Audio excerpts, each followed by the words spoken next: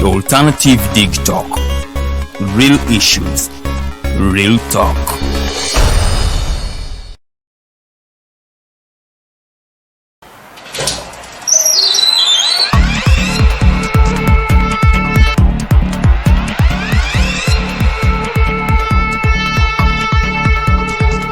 You have got to get up pretty early to go do something.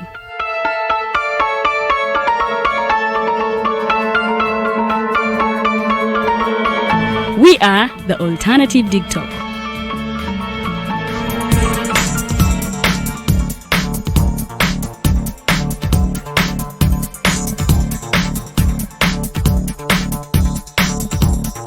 With our mobile studios, we are redefining TV presentation just as technology is setting the pace. We are blending our approach with fresh, perspectively designed breakfast show, The Mighty Drive, informative and entertainment show, exclusive and live interviews. We President Museveni wadde juzi namulaba apima akawunga kilo 2 tasobola kalya nini bwaba alya kilo 5 oyannema okuliisa eggwanga ne bwe limundekera. Njagala kwebaza the Alternative Dig Talk etuwadde kano ka Mighty Drive era n'abatuwuliriza bonna abali ku mikutu njagala basaba mugenda mu maaso n'okuwuliriza. All given to you just a click away on your phone, tablet, laptop and smart TVs as we are streaming live on our social media platforms, on the road and on the go. We are the Alternative Dig Talk.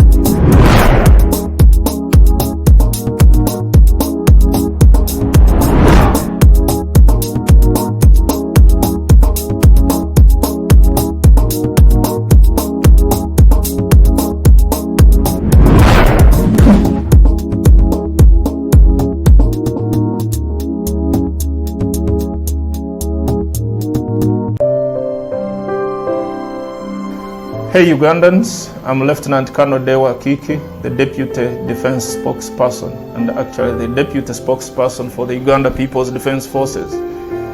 I was hosted on Alternative Dig Talk. I encourage all Ugandans that this is the way to go. Always watch, participate, give your views and ask questions on Alternative Dig Talk. Dig Talk, the way to go.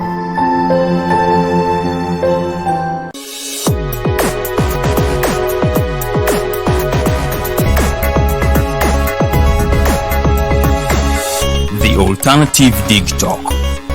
Real issues, real talk.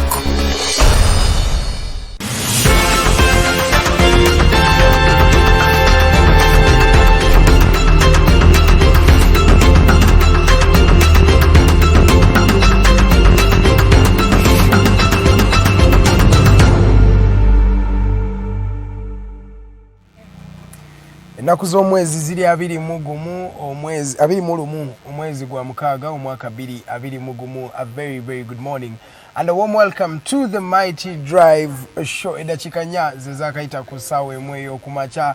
Welcome to the third day of lockdown, day 3 of lockdown. We are going 42 days as the president mandated in his last speech that was on Friday. Ladies and gentlemen, we are in day 3 of the lockdown. I don't know what you're doing in your home, but we are here for sure to serve you because as we promised you, we break down having a conversation with Uganda. We are the fourth estate, and with that, we are given the mandate to at least keep serving Ugandans as much as we can. Ladies and gentlemen, welcome aboard for the next 2 hours. We are going to be here with me and Miss Farida Bikobere as we talk about different things that are going on in the country. Bintu bingi bigenda maaso mu ggwanga Uganda omuli ekirwadde kya COVID-19 gyebayita lumima mawugwe ekigenze maaso kubanga kirya bannayuganda ennaku zino essanyu siri eringi lyokyalaba mu bannayuganda abeetoolodde because many people are going through a lot, and this is just a token to you to just let you know that you can still keep moving forward. Everything will be fine. Just hang in there. Every day that goes by, you know that you never know, the Lord is going to keep blessing you. So when now joli togwa mumanyi mbu kwa lockdown nze omanyi abantu abanagwano, people who are winners, they look at challenges as opportunities. Gwekizibu ekikusoomooza kirabe ng'omukisa w'onaayita okufuna ebintu ebirala. Mu COVID-19 bantu bangi abadde nga bagenda bafuna ebizibu bavudde mu kukola tebalina ssente. Ate naye waliyo abamu abeeyongedde okukola ensimbi. Twalaba lockdown eyagwa nti abagagga bangi omwali Mark Zuckerberg, Bill Gates, bali bangi ba Jeff Bezos bo bakola sente mu time abantu we bakaabiranga ennyo nga bagamba banaye tebalina kyakulya biki bo bali bakola sente. So I just urge you to look at these challenges as opportunities. Ekizibu kyolina ekyo kitunulire ng'omukisa maybe ogunaaba gukusobola okutwala mu maaso. Abantu bannayuganda abandaba olunaku olwaleero njagala okubatumirako mwenna omwami Norman tumuhimbisa obeerawo n'otulaba buli lunaku Monday to Friday. Thank you so much. Tulina omwami tumusime Kato, tumusime Alex. Abantu bangi bali ku social media ku Facebook waliwo Wamala Charles. Mwebale kubanga buli lunaku Ezra Dongo excuse me. Mwebale kubanga mulaba The Mighty Drive every day. Thank you for keeping it The Mighty Drive. Amawulire mangi agabadde gagenda maaso mu ggwanga Uganda. By the way, tuli live from Kansanga. Wano wetu parkinze nga tuba tunyumyamu nammwe tugenda kuba washeno okumala essaawa endala bbiri zonna tugenda kuba tunyumya ku bintu wano Kansanga. Bamanyi Kansanga Kiwempe Soweto Road awo wennyini we tuli essaawa zino kubanga tuweereza bannayuganda ab'enjawulo. Katuyingireko mu mawulire agabadde gatambula mu ggwanga Uganda naye nga tetunagayingirako bambi. Njagala okujjukiza okwambala mask, okusanitizing, okunaaba engalo zo buli lunaku buli ssaawa. Bannange yambala mask yeekubeereko ate owe tolina kyamaanyi kyogenda kukola wabweru ate ennaku zino n'emmotoka ne booda zonna baazigadde. So tuleewa kabeerawo because buli woba ng'otambula tomanya kyogenda kusanga bannange ekirwadde kisensedde bannayuganda. Nze wetwogera nga the World Health Organization oba ekitongole ekikulembera ebyobulamu mu nsi yonna kyavuddeyo ne kigamba mbu Africa egenda kubanga egenda mu COVID waves 3. Kati yasooka twagimala kati tuli mu COVID wave 2. That means kiri serious. Ate wave 3 egenda kubeera even worse. So sigale waka yambala mask yo ne woba oli waka kasitoba olaba ng'olina signs zonna eza infection isolating triangle okulya ku bintu ebigenda okuwa amaanyi mubiri omuli jinga omuli ebintu bingi byabagambye ab'obulamu byomubanga munywako bibenga bibaddiza amaanyi. Oba osobola genda ofune vaccine yo any health designated health facility by the government of Uganda. Wetwogera nga bali badde bazigabira wali doses bazigabira wali ku Kololo airstrip. So bannayuganda kino ekirwadde kiri serious lumima mawugwe atufuukidde ekirala bannange mbasaba olunaku olwaleero mwambale masiki mubeere mu nnyumba mwefeeko because ekirwadde bannange kino kye bayita ekiri atabaala. Buli w'otambula ng'ennyindo ogirese masiki nga tojambadde bannange ogenda kulwala ate tetwagala kubanga tukufiirwa because eggwanga wetwogerera nga bambi lifiiriddwa bannayuganda bangi. People ne health facilities kati tezikyasobola bannayuganda. Abantu bafiira mu mamotoka gaabwe abadde tebakimanyize. Kino kibagambako ekirwadde lumima mawugwe oba COVID-19 bannange kiri serious era tumaking sure nga tukyewala because Ugandans bantu bangi banaye luno olutalo lwe tulimu lubatutte. Katuyingireko kati mawulire agabadde gatambula mu ggwanga Uganda ne wabweru w'eggwanga. Tutandikireko wano mu ggwanga nga bwe bagambye Uganda yagenda mu muggalo olunaku lwali lwakutaano wiiki oba sabbiiti ewedde. Abantu President Museveni ya ordering yagamba by the way mu bigambo bye byennyini yalaga nti bannayuganda bangi abadde ba compliance obadde bakoze ebintu ab'obulamu bye bagamba omuli okwambala mask omuli okusocial distancing n'okunaaba engalo. N'ayagala nti kituufu era n'abeebaza nti bannayuganda mwebala okubanga mufollowinze gana amateeka naye n'agamba okufollowinga amateeka gokka tekigenda kusobola kuyamba bannayuganda naye ekyo yasalawo nti omanyi kye baba bakola bagenda kusooka bakendeezeemu entambula n'ebirala byonna basobole okusiba ekirwadde kisoke kikakkane basoke badde mbalabe wawe kyavudde engeri banakitreatinga batya. They just wanted to just keep quiet nga we yagamba nga we bali mu nsiko bagendangako ne bagwa cover ne basirika nga balinda omulabe oba atambula ayite waleme kubawulira. So muluno olutalo ke ka technique ke muke bazze okuleeta ne bagamba bannayuganda basoke bakisirikemu abakakkane kubanga bagala kusooka balabe kino ekirwadde kyavudde wa banakitreatinga batya naye katusuubire nga we babyogera we bagenda okubikola because oluusi ba instituting a lockdown naye nga tewali measures amaanyi ze bataddewo maybe to curb the disease, but if they have instituted a 42-day lockdown that means bagende baddeyo emabega wali wansi banoonyereze kino ekirwadde kyatandika kitya tunakipreventinga kitya amawanga agakisobodde gachikoze batya because as we are talking right now we are in that rising action where people are dying because of the virus. So I pray that the government after instituting this lockdown they can go back and just reflect on how they are going to reduce the numbers of people who are contracting the disease first of all, and also reduce the numbers of the people who are dying due to COVID-19 because these people Uganda had over a year to prepare for the COVID-19 virus because twasooka ntulaba yes ekirwadde tekyali so serious as it was in last year in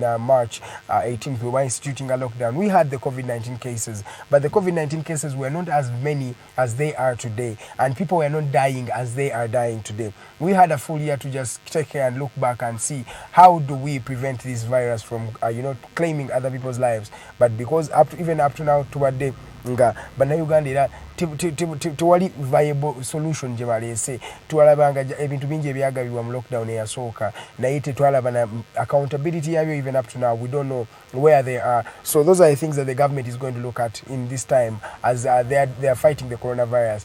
We are not just doing it for the sake, but we are actually fighting the virus. That is what the government has to find out.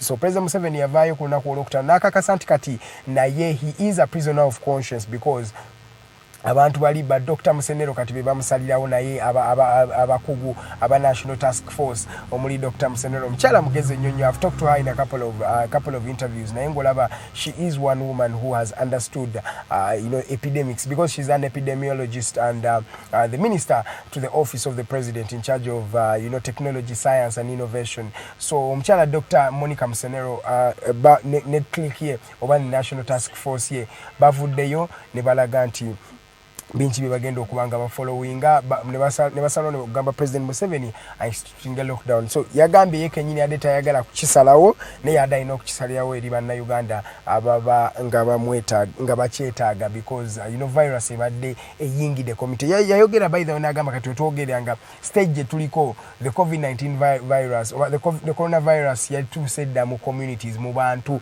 obulwadde mwebuli era chovola mati naku zino okufa kungi. By the way zino deaths bari mu recording in the national hospitals, but I'm telling you there are various people who are not even able to move from their homes and go to the different designated health services over centers. So abantu banja bali mu kufiira makaga wabo tebabaze abantu banja balwalidde makaga abo tebabaze. So wetulaba statistics lockdown eno zereeta olabira ddala mbuno Museveni naye yakikonyeeko in his last address ku Friday n'agamba nti buno obulwadde bwe tubalako si bweboka wali abantu abali mu kufiira mu homes zaabwe betutamanyi na kumanya. So the virus is really claiming different lives. Kyovulanze wano mbadde mbagamba naye tubeere serious kubanga obulamu bwe bugagga oba oli muvubuka kino variant eyaze temanyi muvubuka na mukadde. Right now there are many youths who are down, people between 20s, in their 30s, in their 40s, people are dying.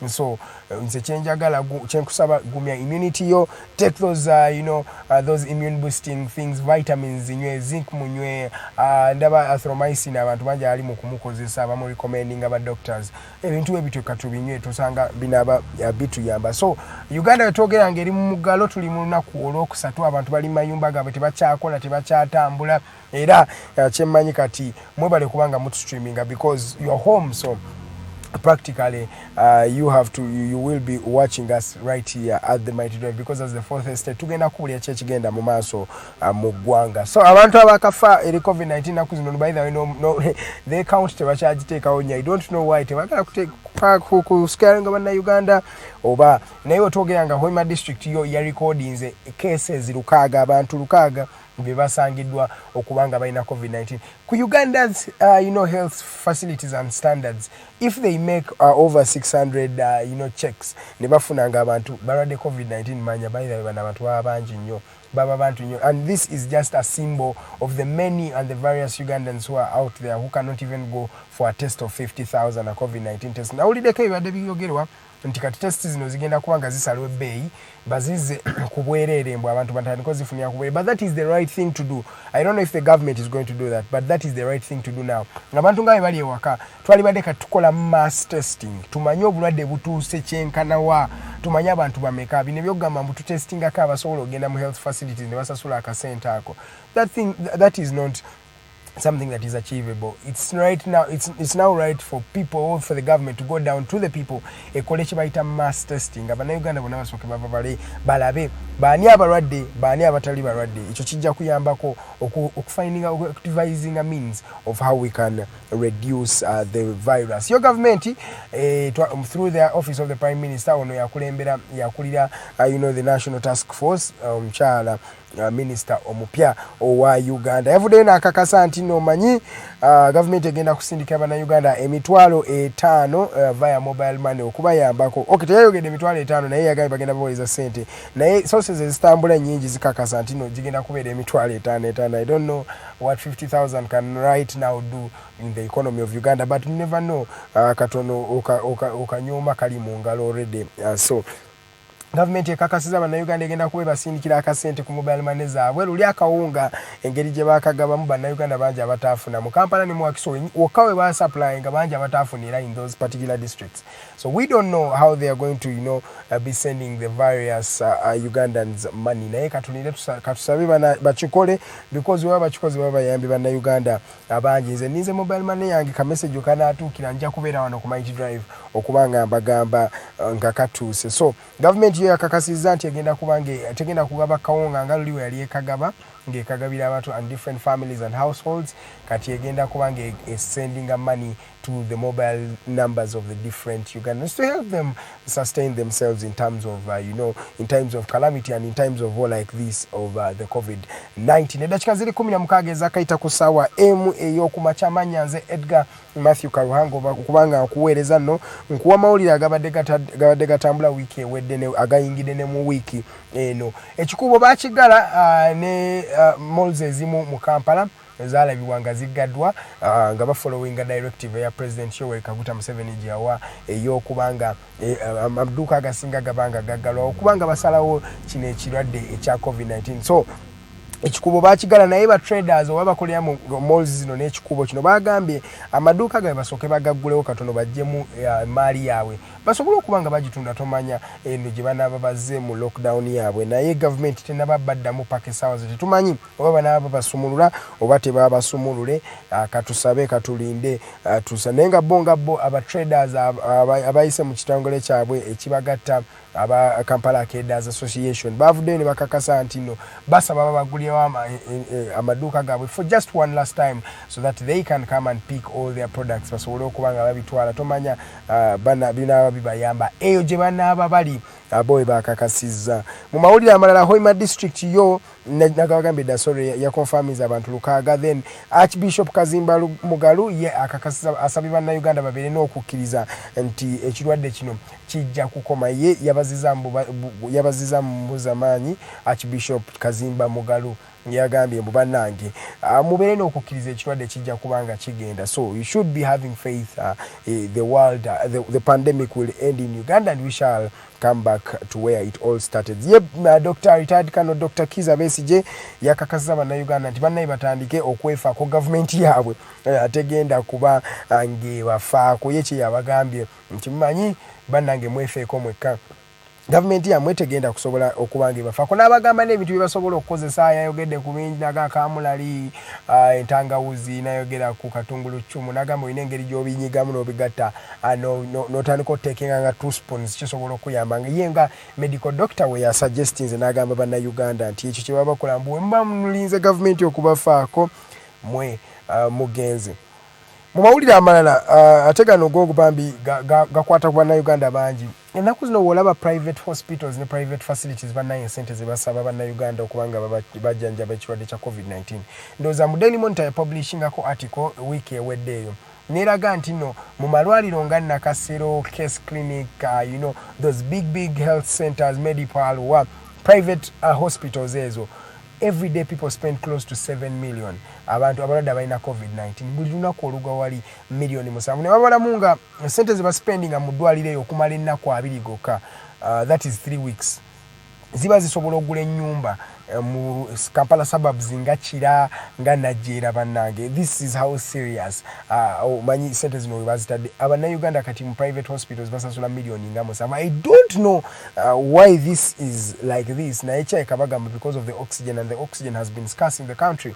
So wetwogeranga amalwaliro bannange gogongedde okukola sente simanyi how they sleep, how their consciences are every time you overcharge someone just because you have something that will give them life. Ebintu bannayuganda ebintu ebimu ebituswazanga ffe. Sometimes you just have to have a conscience nobeeramu n'obuntu obugambe bannaye tuli mu crisis hours zino, health facilities, medicine should be free. That is the truth. Naye because manya bannayuganda tuli bantu abeeyagaliza ate abantu bangi mu Uganda muno baagala nnyo okweyagaliza, so wetwogeranga gana amalwaliro bannange era gavumenti yatandise okuba nga etandika okuinterveninga katusuubire nti weekend at least abalwadde banaasobola okufuna facilities zino ne waba agenze mu private facility afune sente afune treatment naye nga tebagifunye ku buseere bwe buti kubwanana bw'ensimbi. That means the fact is omuwejjerenga Edgar Mathew Karuhanga agenda kuba tagenda kusobola kusasula these hospital bills. Bannayuganda tubeereyo, let us have obuntu mwenna abantu nuulira abandaba essaawa zino health workers, let us have what they call ubuntu. You cannot be pricing that much on medication in times where Ugandans need it. Kwange tulabinga amalwaliro mangi banayina ebitanda tebikyawera kati abantu bafiira mu mamotoka gaabwe, oxygen bazireeta mu mamotoka, people are being treated in their own cars. Now if you don't even have a car, I don't know what you're going to be doing.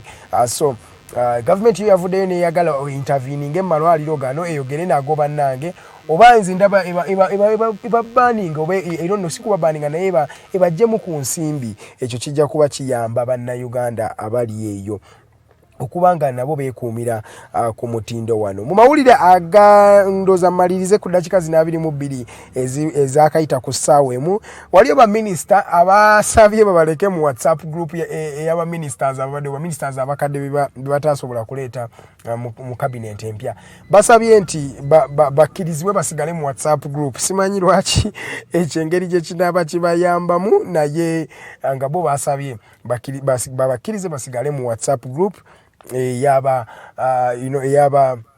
eyaba ministers gye baali mu luli naye nze kyemanyi abajjajji balekera ne bakole group endala. Some things we just have to just think straight. I think ye minister ow'ebifa obubiri w'eggwanga owa minister of foreign affairs Mr. Jeje Otong wiki ewedde yayongera okulaga bannayuganda ekintu kye bayita oba machuwa kankiyite machuwa we yayingirawo ne mask ya milioni 3.5. It's called an electronic mask. Eno mask abagirabako bangi abagyegomba eriko obutaala yonna eri comfortable erimu bumashini nebanange Ugandans wogedde okulumya abayaaye nga bwe bakyogera ennaku zino. Jeje Odongo ayongedde okulumya abayaaye bwe yayingirawo ne mask ya milioni 3.5. But him buying that mask at 3.5 million is not the problem. Naye oluusi kwa sente azina naye oluusi ogamba banandaba batya. Omanyi in the African community sometimes we love things, there are things we want to do, but oba toyina kikuba mu bantu mu maaso because oba osobola okwambala masiki ya milioni 3.5 bannange ezo eyo border number, that is a border omusajja gy'atadde ku nnyindo, it's just a mask on his side. Ekyo kiba kiraga it's what they call being pompous oba okubeera ng'olinamu amalala mazima ddala. Minisita omulamba ne yeesala masiki kale bannayuganda bameka kansirike. As the fourth state, I'm here to just give you news and how it unfolds in Uganda, and that is what I'm here to do. I'm not here to scrutinize JJ Odong's 3.5 electronic mask that many Ugandans cannot even afford. Wanegati wasowa mask ya nusu 10 wali abazambala eza milioni 3.5. Bantu 10 bakwatibwa mu Nansana wali over okuba vaccines junduza mujjukira bagamba vaccines nyingi ezaali zabbiwa waliwo n'ezaakwatibwa mu private facility emu gye bataayagala kuwatuza oba kwogera naye nga bantu 10 kati bakwatiddwa poliisi yavuddeyo nekakasa omwami Fred Enanga yakakasiza nti no abantu 10 bakwatiddwa mu kubanga babba COVID-19 vaccine Uganda bannange kiri Uganda bamanyabo we basobola okubbira n'eddagala eriyamba bannayuganda bennyini so bantu 10 be bakwatiddwa katulinde tulabe nga baba lininze mu court naye saa zino ne court tezikyakola because of COVID-19 and lockdown bannange that is what Ugandan is at naye nga tukyaka abambuffe wano COVID-19 ali mu kututta wetwogeranga Brazil ewezezza abantu abakafa COVID-19 abawera emitwalo 5 500,000 people have died due to COVID-19 in Brazil and that is how serious this disease is ravaging the whole world abantu emitwalo 5 gokka in Brazil yokka bebakabala okubanga bafudde ekirwadde kino ekyalumima mawugwe oba COVID-19 olyoga emitwalo 5 inzolooza bamitono olaba district ezimu 7 weyayogera agamba ruina abantu emitwalo nga nkaaga kati abantu emitwalo 5 that means 90% of Arua ebefudde. That is how serious this disease is. Mwauli agenda kundozanga maliriza president founding father wa Zambia omwami Kenneth Kaunda yafa wiki yewedde musajja watu yafiira ku myaka 97 bagenda kubanga bamujjukira nnyo ng'omusajja ono yakulembera Zambia in times where they were fighting the white minority colonialists. Omusajja ono yakulembera nnyo abasajja abazambia yajja kune mu Uganda wano by the way n'ayogera Oluganda kyovola abantu bangi school of thoughts nyingi eziraga mbu Zambia and Uganda have a lot of things in common starting from even their language they speak. Ndoza abali bawulirako akayimba omwami Kyagulanyi ke yakola n'omuyimbi awo mu Zambia nga uli ddala nga abantu balowooza nakamu na Uganda because the language is the same. So Kenneth Kaunda yajjako mu Uganda wano n'ayogera olulimi Oluganda kwe yakakasiza mbu ubuntu naye mu katabo ke I think bakaita Serving My Nation omwami ono yayogerako ekigambo ekyalaga to what extent this meant to him oba him liberating the country costing at what extent yalaga mbu yatuukanga n'ewaka nga n'abaana be tebakyamutegeera nagamba he said I became a stranger to my children just because of the country yatuuka nga aweereza nnyo eggwanga he was by the way he was a school teacher master naye n'avaamu mpola mpola n'agenda n'afuuka politician nagamba the only thing I regret being a politician is that my children now see me as a stranger yatuuka n'aweereza eggwanga lye n'abaana be ne bamwerabira n'omwerabira ne baba nga tebakyasobola namutegeera nti bannange dadi waffe ali wano nga tebamanya na dadi waabwe kyayambadde oba dadi waabwe tamanya n'essomero lyabwe liri litya just because you are serving a nation. At the end of the day this kino ekintu kinjigiriza kimu nti nno toina ku living a family just because of family is the first thing era ye kyamuluma bukadde okubanga family ye musajja watu tiyalaba baana benga bakulanga aweereze eggwanga lye naye era ekikulaga to what extent he served his country and he loved his country. So kyekyo omusajja omwami ono Kenneth Kaunda yafa kundoza lwali lwakuna wiiki eyo ewedde era tumuselebratinga paka saawa zino omusajja by the way he is the first president kankujjukize okubanga yakkiriza nti bamukubye akalulu mu Africa a sitting president ne bamukuba akalulu n'agamba omanyi mu mpangudde akalulu n'adda ewuwe n'atuula omusajja ono Kenneth Kaunda kye yakolera eggwanga lye mu mawulire kamalirize ne President Museveni yakakizza mbu kino tekiriddamu by 2022 Uganda egenda kuba ina medicines mu buli malwaliro nga basobola okulwanisa any disease that can come up like the pandemic like COVID-19 nakakasa mbu kati bayize katusuubire bayize nga bwe baadde bakakasa. Yes Sergeant Chris Opio omupolisi gwe mwalabye gwe baakutte yadavuga abantu nga bavugira mu motoka ya police nga abashofaringa from other districts nga bayingiza Kampala banayo no yabadde ayodde ssente kyemmanyi naye bamukutte era bagamba mbuno ya flaginze the COVID-19 guidelines ekyo kye kyamukwasizza because he was floating the COVID-19 guidelines. Ladies and gentlemen, gega mawulire agabadde gatambula wabweru w'eggwanga ne mu ggwanga muno Uganda. agabadde ga training a week ewedde gayingidde ne mu week eno ndowooza geego gennyini. Let me go for a short commercial break. Wenkomawo ngenda kubeera n'omukyala Farida nga tunyumyamu emboozi ku bino ebintu ebigenda mu maaso mu Uganda. Twogere COVID-19 engeri gya affectinze bannayuganda ne Farida naye ababuuzeeko ababuulire ye kyalowooza ku week eno day 3 of the lockdown emututte etya byonna tugenda kuba tukomawo nabyo in the next in the next session of the Mighty Drive. This was the Global News Updates. My name is Edgar Mathew Karuhanga. Bulijjo tutera okutwala short time naye right now we don't have a guest, so we're going to be discussing me and my co-host. Let's wait and see how that will go. Let's go for a short commercial break at just 30 minutes past the top of the hour. My name is Edgar Mathew Karuhanga. Good morning.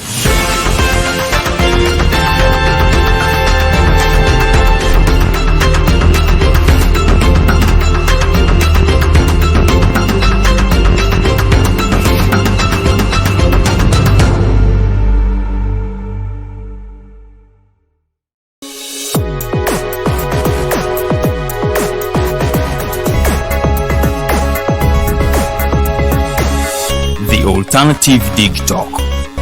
Real issues, real talk.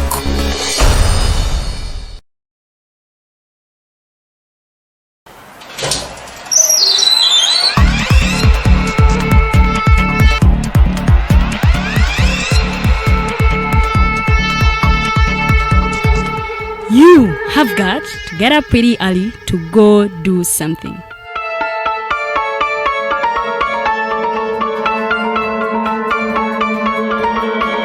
We are the Alternative Dig Talk.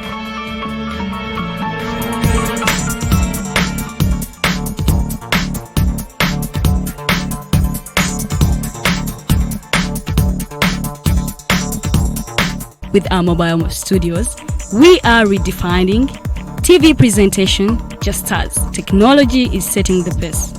We are blending our approach with fresh, perspectively designed breakfast show, The Mighty Drive, informative and entertainment show, exclusive and live interviews. We President Museveni wadde juzi namulaba apima akawunga kilo 2 tasobola kalya nini bwaba alya kilo 5 oyannema okuliisa eggwanga ne bwe limundekera.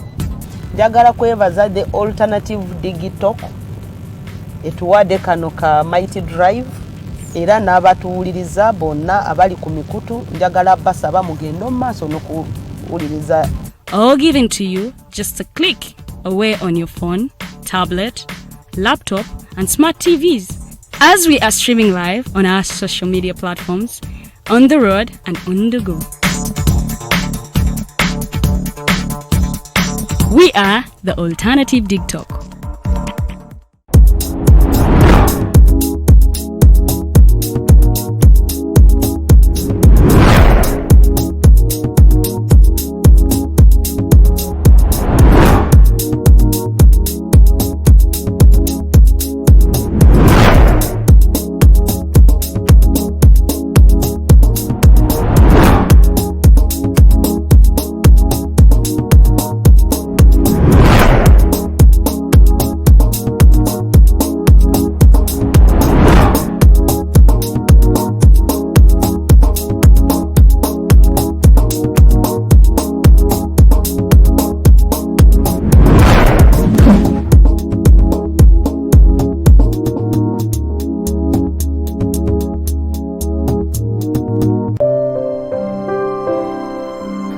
Hey Ugandans, I'm Lieutenant Colonel Dewa Kiki, the Deputy Defense Spokesperson and actually the Deputy Spokesperson for the Uganda People's Defense Forces. I was hosted on Alternative Dig Talk. I encourage all Ugandans that this is the way to go. Always watch, participate, give your views and ask questions on Alternative Dig Talk. Dig Talk, the way to go.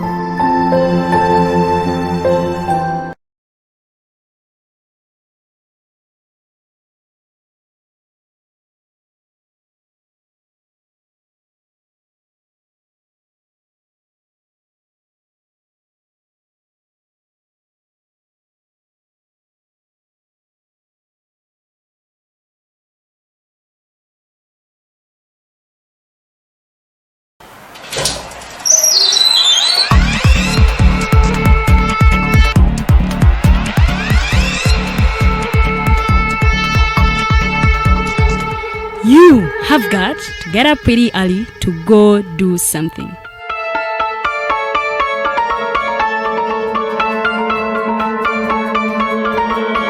We are the Alternative TikTok.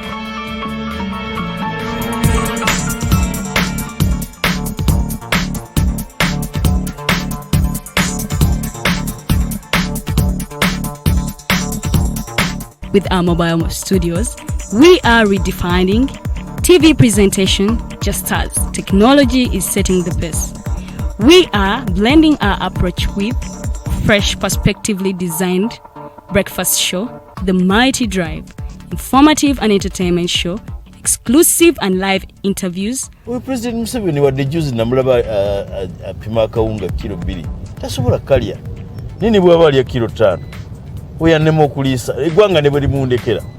Njagala kwebaza the Alternative TikTok etuwadde kano ka Mighty Drive era n'abatuwuliriza bonna abali ku mikutu njagala basaba mugendo maaso n'okuwuliriza.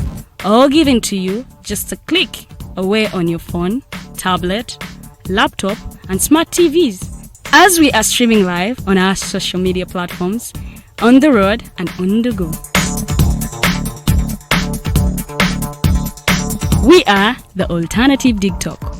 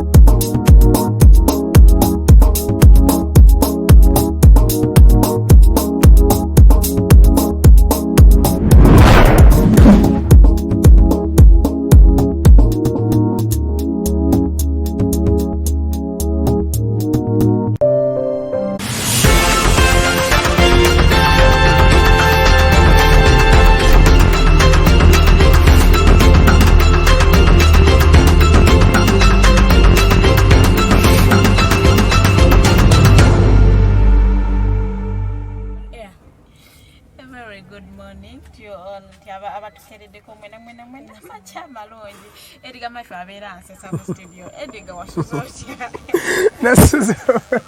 Nasuze bulungi nnyo. Wasuzotya fancy. Kiri kitya. Gwatukereddeko ku mpewo zaffe za the Alternative TikTok.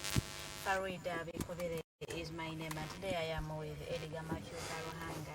On studio it is the third day of the 42 lockdown. Tuzitambuza mpola mpola mukwano gwali ewaka. Beera yewaka nga woobeerako ne kyoyiga. Don't just sit at home. Don't just sit at home weeyigirize ebintu biri ku YouTube okuba mikwano. You can equip yourself, skill yourself in 42 days of Valentine. I didn't go to office, but at least I got a skill. I now know how to cook. For many girls nowadays don't know how to cook. Have you ever dated one who doesn't know? I'm dating one present continuous. Present continuous. Not past. The Alternative Uganda Facebook. Mukwano genda yo to liking got following. Munange nange ali more situation nga ya Edgar Mathew sawe no boy. Dating one doesn't know how to cook. This time they should be revising right now into way because now they are not busy, they're going to work, it is just sleeping, eating and sleeping. Yeah. So you should try. Nzekati nina bucket list yange jina want things I want to do in my 42-day lockdown. Nina bitu byengendo byani intention about learning ebyange ngaze. So nange nsaba bannayuganda abali nawe be intentional on learning. By the end of the 42 days. Nino kubanga ngize kino na kino. Yes, that will help. Yesterday was Father's Day. Yes, it was Father's Day. Happy Father's Day to my dad. Ate twongera okwebaza abataata naddala abali mu kifaananyi kya taata nga obuvunanyizibwa bwabwe babukola bulungi nnyo nti happy Father's Day to you. Belated though it was yesterday, twabaddewo twagala ogibawishinga nange banzikirize nsooke wishing a happy Father's Day to my mother who has been there for me, and today is her birthday, so a very, very happy birthday, So it is mommy. happy Father's Day to the mom. To my mother, because she's been my mother, my father. Then right now it's her birthday today, so a happy birthday, mommy. I love you a lot. Happy Father's Day, mommy. Happy Father's Day, mommy, and happy birthday belated to Father's you, to you today. So, Mami Edgar to kwagaliza munange amazalibwa amalonje happy birthday. tuzane kano ka blooper producer nga ajja kanzigiramu nkamuweereze mukazi wattu akabe nga tumuwishinga birthday. Of course tujja see. Tujja muyimbira nga ngenda atera okuggwa. Naye nga bagambye nti lawlessness eri mu society ennaku zino it is because of the fatherlessness eri mu bataata nti basingle mothers bangi nnyo and fathers always command authority. Kati omwana waba takuze neyo father figure abata tebamanyi nnyo mateeka, so lawlessness nyingi nnyo. Do you agree? Yeah, I do, but not to the highest extent. It depends on the parent yakuza, because kati there are many people who have been raised by single mothers, but they're not lawless like that. So sometimes it also depends on the society you've grown in and the person ndiye kenyine empisa ze yizili zitya. Naye ati wala abakyala nga bakuza sebo nakuza yeka naye nakuzanga musajja okitegera gye bali eyo ng'owange kenyini oyo owange yankuba abeera ne taata asingawo naye nga bamaama abayimiridde nga bataata bangi nnyo. Happy Father's Day. Happy Father's Day to you. Ne bataata batasuuliridde buvunaanyizibwa bwammwe nammwe happy Father's Day to you. Nammwe abazaala mu bakyala ne mubajjukira ku lunaku lw'omwana omuwala ng'ayagala okwanjula oba omwana omulenzi obanga amaze okusoma. Nammwe tubagamba nti Mukama omwoyo mutukuvu abakkeko mutegeere nti olunaku lw'ogenda okwana omuwala lwe lunaku lweweewaayo n'ogamba nti I accept obuvunaanyizibwa any responsibilities that comes with this decision ngenda kitwala oba toleredde kufuuka taata omwana w'omuntu muveeko beera weka. Do not play with people's emotions, don't play with people's daughters. And even the daughters should not play with people's sons. These days it's both ways. It is very rare for a mom, though nowadays to be rabanti bama basulawo abaana never again, but those are rare occasions. But batata okuleka enaku zino no azala muono anaza mfrene naza mulezi naberanga type bona basata ina gwalabirira tewali yadenga bonna beerabye ate by the way that is the trend these days. Yenga ali awo. And how do you be called a father bannange when you're like that? When are you people? Twagala okuwishinga happy Father's Day to Diamond Platnumz. He has kids from different East African countries. He has but represented. He has always been a good dad to his kids. So we wish you a happy But they're unsung heroes, but fathers. Father Abraham. Farida tokisusa ate. Father Abraham buli munsi agenda azalayo omwana. Yakikoze abulayo Burundi yokka. Wane Burundi nayo alinayo. Rwanda alinayo. Yes, I think he has a daughter in Rwanda. Naye nga yesterday was with the Prime Minister Farida n'agamba nti bamikwano mwabali ewaka temulirira mutuule amaaso go gakubeere ku ssimu. Mobile money anytime atuuka. Ndozera ogenda ogula akawunta kambayisizeemu ekiwandiiko then tudde tulabe nategeera bakano mobile number zaffe ezimu tuzeewolera kubagenda simanyeeyo eno bagibanja bagiteekako. Ladies and gentlemen, kansooke mbayisiemu ku kidocument yafulumye from the office of the Prime Minister. Ladies and gentlemen, as we speak, omukyala Robin Nabbanja, she is the Prime Minister and the first female Prime Minister of Uganda since 1962. So kanzipitemu ekiwandiiko ekyavudde mu National Task Force era in the office of the President kigamba bwe kiti. The National COVID-19 Task Force, headed by the Prime Minister, Honorable Robin Nabbanja, yesterday Sunday, announced committees that will oversee adherence of lockdown measures issued by His Excellency the President of the Republic of Uganda, Yoweri Kaguta Tibuhaburwa Museveni, on Friday evening. Onaba interpreting Europa. Tugende bugenzi. Sitting at the office of the Prime Minister in Kampala, the task force subsequently approved the National Relief COVID-19 Plan, where financial support will be offered to vulnerable families greatly hit by the lockdown measures. Prime Minister Nabbanja vows that unlike the previous 2020 arrangements, where food was distributed, there shall be no food apart from receiving mobile money on their phone numbers. Prime Minister further assured Ugandans that there are funds put aside to facilitate frontline workers in the fight and struggle against the pandemic. I think tujja kukyogerako kino. Nabanja added that Ministry of Works and Transport is tasked to come up with special permits that will ease the movement of essential workers, which should be applied online. She further cautioned security against anyone using the first 2020 stickers that such should be arrested, as the same has been with effect been revoked. Ndoze kyekyo ndowooza mmwe abalina stickers mwefulaba ziri ezaaluli eza 2020 bamikwano musigale ewaka nga tebannabakwata n'emmotoka zammwe ozitowebwa okuzitwala ku poliisi ate mubeekwasa nti traffic officer bano balina sticker bwe bastika ya 2020 mukwano please don't leave your home. Apply for online process ya online you apply to get a sticker naye nga okutunuulira Prime Minister Engeri waliyo video gye bagenda okuplaying ya Prime Minister then wakoma otyo okutandika okuyita mbina ebintu because waliwo ebintu ebitali feasible enough nga bannamawulire twayisemu ne tulaba. Let's play that video. When we come back from that video we start to scrutinize the road of giving people mobile money. We use the voucher system. We directed the Minister of Health to utilize the 7 billion that has been earmarked by the Ministry of Finance, such that we can pay allowances for those health workers on the front line, so that we already have their allowances payment pending. There are those who have not been paid since January because of lack of money. And permissions issued in the first lockdown in 2020 are hereby revoked. There are those stickers that we used to have in 2020. So the police officers and all other security agencies, if you see somebody with the stickers of 2020, those are now void.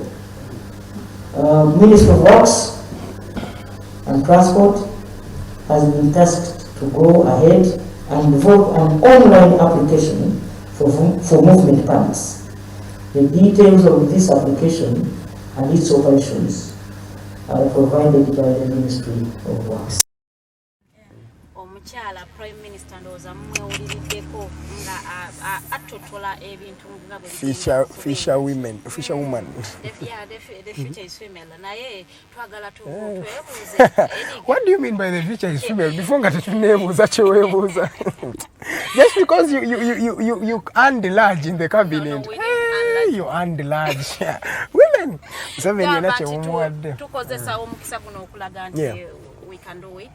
Era twagala okupplaudinga Prime Minister nti aleme kutuswaza to prove you wrong. Even a woman Prime Minister can do. Okusinziira we babadde bamukopearinga, like she's the first one and she's going to do wonders. Agambe nze kyanyumidde president yatugamba kati azze nga Yesu alonda baki Fisher. Eno cabinet mba mugiraba mujaga unayefe the cabinet ya fishermen nonze nga Yesu yalonda abantu be. Waba ye comparing ku Yesu, Jesus was one of the greatest men on earth and the legacy he left yalonda abantu abalina mu kino so nenga twagala tutunulire okuddayo ku nsonga ya Prime Minister ngagamba nti esente zigenda kuweebwa abantu bokka abali vulnerable abateesobola naddala bano bambadde enfuna nkola mmere ya leero 10. How are they going to identify these people? I don't. Because it is not feasible. Oba yo simanyi wabakirowooza mwe basooka balaba. Ekisooka Uganda tugimanyi as one of the worst countries in terms of data collection. Tebamanyi collecting data, tebamanyi keeping a history sawa zino. Olonya ebifaananyi by'abantu abatukulembera Uganda mu kulonya independence in 1950s. Olaba ebifaananyi kimoba bibiri. So we don't even know how to keep our backlog and our data safe. Kati ate ogambye you're going to give each Ugandan the vulnerable communities. Ogenda kumanya otera this one is vulnerable. Ekyo sikimanyi oba banake oba bagenda kebera enamba zonna basindike. That is one thing I don't know. ate banatulaga bakitegekedde manyi Uganda basalawo ebintu out I think of excitement but they have not really come out to just know how is this going to be implemented. Akawunga batugamba bagenda ka supplying last time people in Kampala and Wakiso, many people, very many people, many numbers did not get this particular food relief. Now they are saying they are going to be sending different money to the different people. But how simanyo wewe ni bali bazijessenzene bagamba mbokati bano bamufuna ampole numbers abwezezi, you know, abali likely abasinze okubera hit by not working and the lockdown in numbers are twice take wano tibanna bakutulaga tetunna bakiraba ne futuristic prospect bogeranga ngabuli je byabwe babyogera ate nange kingam no tetuli sure katulinde tuwayeko benefit of doubt because now this is a new cabinet, it's a new regime to imagine the situation bana Uganda bwe bagamba tumwewandise amanamba gamwe abamu nga tebalina national IDs kati bagamba nti bagenda kusindika ate half of Ugandans don't have national IDs. Ugandans they even be sure Nira enamba tebasindika ko esente zituse ku muntu gwe bazeetaga kuba ne Nira yagamba mbu ina abantu abaregister national ID bali milioni 2 Uganda ina milioni 45 ez'abantu tujeko kala abana nga milioni 8 tugambe bana tebalina masimu abo ne kati abalala bote bagende kitegeeza kufuna ki nsimbi abatayina simu bo bakoze batya because there are many Ugandans don't have phones bo bagenda kukola batya naye nga gyali kati otunula kati nze kinadde ndowooza bayinza okukola ng'ekyo sente oba zijje zikirire wansi ku kyalo of which kati abo bagenze kubba sente kasita zigamba mbu zigenda kujja mpola paka kumuluka ku byalo bakyamani babawembu muweeko ba constituents bamwe ezo ziba zigenze kyemani bajja kuzezibukabuka because that is the policy in Uganda. Prime Minister ne cabinet ye balikoze batya okuba nti esente zino bazigulemu obuwunga bakikolenga luli because Ugandans so amanyi wekituuka ku sente anti amanyi bali mu kugamba covid mungi mboneba na supplying obunga bagenda kuba in large numbers baba bagenda nabo okufuna bulwadde ekyo kyo kituufu bandetera akasawo kamu akaka akebijanjalo n'obuwunga ne bajja bantu nga musanvu ne buuza bazenga akagalo baba bangi kyekisooka there are very many people even though there are many ugamba mbu Ugandans obakwase cash akiriye kuva kuto because it has been the biggest challenge in Uganda. Twalabako ne Rebecca Kadaga nga kutte bisawo bya sente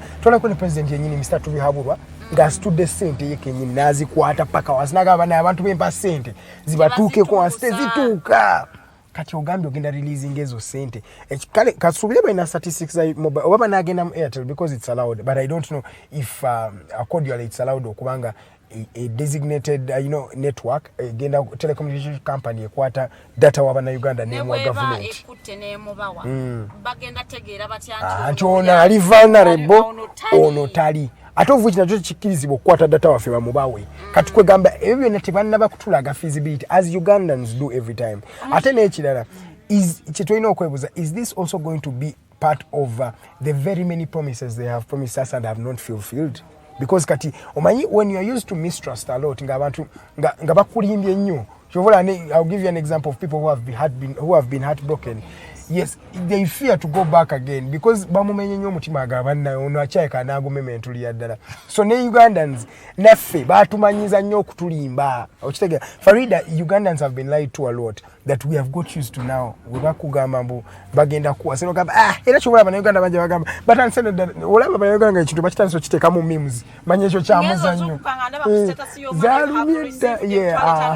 ninga manzata nafuna nenkebera Airtel because for them they just joke kati bamanyi this is another joke another of the many jokes ninga jokes aside twagala okuloza nti enegenda kubeera emu nsobi o prime minister jakozenga yakatuka mu office ye okuvayo tuloza nti ya papier okuvayo nagamba nti tugenda weereza mobile money something that is not even possible feasible ne bwana abagambye nti baweerezaako abantu sirowooza nti bajja kuwa abana Uganda abasooka mu bibiri babitanga excitement yabadde y'amaanyi ndowooza ng'akola titwagala nnyo tukole oba bampaane okay the thing is this omanyi nga wakatandika okuba ngaoweereza oba oyagala olage nti okola nnyo kati osanga cabinet eno gye baakalonda eyinza okwagala kubanga te yo bagitadde ku nninga yakayingira mu buyinza saawa zino ekirwadde kijiddewo okitega kati they have a task because yes that is the thing kati bano bapya banayagala okupleasinga bannayuganda oba banakikola banakituukiriza promises because pleasing Ugandans bayinza okwagala okukikola naye nga n'embeera gye balimu tebasobozesa kukola ki kupleasinga bannayuganda so kyetwebuuza banaasobola okupleasinga bannayuganda ne bakola ebintu ebyamaanyi ebyennyini ebyabannaggwano ne balwanisa kino ekirwadde genuinely. That is the question. We have reached a time where we need to stop having the decisions made by one clique of people. Because we have seen over the time executive dominating ekintu ekisalawo abantu. Nenga legislature eriwa bannange. Legislature be bantu abakulembera abantu. Those are the people. Kati olaba ba MPs kyobomanya oba olabye Edgar oba olabye Farida oba olabye Arnold oba olabye Teddy. So ekyo kintu kye tulina okusooka tulabe batandise ddi gavumenti etandise etya okukwatagana yonna so ketulekerawo okulaba mbuno cabinet ekoze decision cabinet y'abantu 8 of which bonna tebagenda kutuula nze nkubuulira oyinza osanga nga bantu nga 6 oba 10 be batuddeko oba 2 ne basalirawo bannayuganda bangi naye ate nga bannayuganda bennyini tobabuuzizaako we need to start that also. Okay, esente zino zavuddeyo gye zirina okuva ne zijja baani abagenda okubeera responsible because n'emmere eya last time eyajja abantu gye beesondera nga bo bennyini baagibba ate nga tetumanyi eri tuleme gamba baagibba naye tetumanyi gyeri amayitire gayi tetugamanyi paka sawas ne food relief yali bagamba ebyokulya bye baleeta in terms of bye baagaba Biwawa task force last year byali bi amalgamating to over 10 billion shillings ez'abana Uganda ebintu ebyalagawa amajigo saagalabako go bagalagawa sukali yalagawa nido yalagawa ye amatago where did it go because kati bagala sheka bayinza okubanga that is the most feasible idea to do but how to implement it Abanayuganda gye baali balaba baagibba kati olwo esente ze tutamanyi na muwendo gwe baatadde because tebannavaayo tugamba nti gavumenti esente bwe ziriwo zibagenda okuwa bannayuganda so for that case bannayuganda abali betusuubiriza bagenda okufuna sente zino omuwendo guli bwe guti kwe tugabanyaamu buli munnayuganda aba agenda kufuna omutwalo oba ebiri nesente tetuzimanyi gye zigenda naye nga batugamba simanya abantu gye bajje amount ya mitwalo 5,015 kwaje tena kyogera minister naye ffe gamba mitwalo 5,015 and I saw omuntu omunga ali mu kubyogerako ku NTV ngagamba mitwalo 5 sente nyingi nnyo and I was like omulembe gwa Uganda guno 50,000 mitwalo 5 zenyina abantu bemanya abali alanchi y'emitwalo 10 family y'abantu basatu tata n'omwana omu ne mama mitwalo 5 zabagiryamu ennaku mmeka satu kati awonze ngamba abaguza akawunga ne bagabira abantu akasawo kakawunga n'ebijanja ati kati the problem is ekiriwo kati mbwate omanyi okudistributing akawunga ako ne covid so abantu covid abalumye nabo bamutya n'abaselikale bennyini abapolice ba security but ya covid that is the truth kwa kati bonna kubanga balaba last time katu comparing from what we saw last time batambulyanga in groups in numbers of like 20 people in lorries ngabanji kwegamba ekyo nakyo kenyini tulaba mbu kiyinza okutambuza okuleetera ekirwadde ekyalumima wagwo okweyongera. What should be the best way to help Ugandans mukana akadde before we go for a short break? The best way for me is first of all the money would be the best way because kati omwoli sente amanya kyakola n'akawunga kenyini naye the problem is akawunga bonna birina challenges bbiri kati we look at what challenge are we going to bear with. Can we bear with the few bagende ku lorry trucks batandika supplying akawunga oba we wait for the money that we don't know when it will ever come and the best feasible idea ogattagatta akawunga kaba better because ko kajja kutukako ku nyumba oli sure nti kajja kwetoloola kale nona aba tokafunye kinyini awo naye oyinza okutomanya kyoyinza funamu so katulabe nze ndooza the best idea bakwata abapoliisi akawunga akasigala kwa kyemanyi kala kakasigala nayo oba n'aka gavumenti keeyina waliwo aka gavumenti keebeera nayo keegabira abapoliisi ne bannamagye ne baani bakwateko obwo oba basobole obuwunga obulala bajje mu treasury. Museveni yatugamba by the way lockdown ewedde yatugamba bo balina obuwunga bungi gavumenti erina akawunga ina farms nyingi bakwate obuwunga batandika obugabira bannayuganda because sente tezigenda kutuuka nze mbabuulira ate zigenda tuka ku buli omukwano waliwo abantu abatalina masimu abataregisteringa layini zaabwe abo bagenda kukola batya so that means bali babeera mu assumptions oba babeera bajja kulinda bulinzi tebamanyi kinaatuuka tugende ne best feasible idea etuuka ku buli munnayuganda te ke kawunga abanaalwalira mu covid balwalire mu covid tugamba nti mugenda kufuna emitwalo 3 kusindikire ku mukitundu wago ogenda okuloga nze bannaye mwagamba mitwalo 3 naye nze nafuna gumu kitundu wensiimye wagufunye okumu ekitundu wali abasawo agenda kugamba okulina naye nze sinna gufuna so nze ndowooza abantu babawe emmere baleme kubawudisa na ssente because tetumanyi tangible food tozikakasa tuli mu speech ya prime minister yawadde esente zenyini nyagambye bagenda kugaba ssente which amounts do you have tonnazitugamba tugamba nti okay tulina ssente wezi bannayuganda ze tugenda okugaba era we anticipate tugenda kugabira namba bwiti y'abantu ate waliwo n'ekira kyeyogeddeko ndowooza tujja kyogerako after the break weyagambidde mbw abasawo ne ba essential workers bagenda kubawa nabo kuki ku kawunga bagenda kubawa ku kasente naye ogamba okuwa bano ba doctors ne ba essential workers sente ziri tebannazifuna bannange paka saawa zino abasawo bakyakaaba ekyo kye tukomawo after the short commercial break.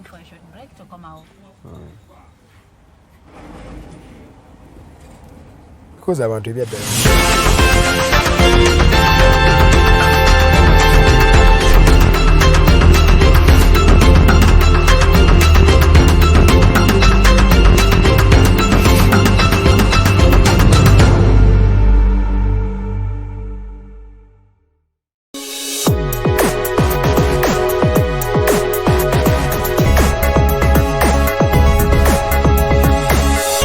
Alternative Dig Talk. Real issues, real talk.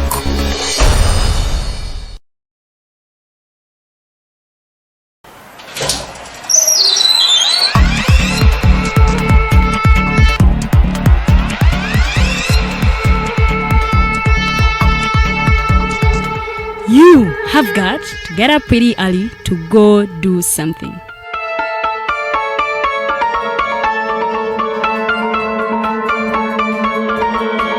We are the Alternative Dig Talk.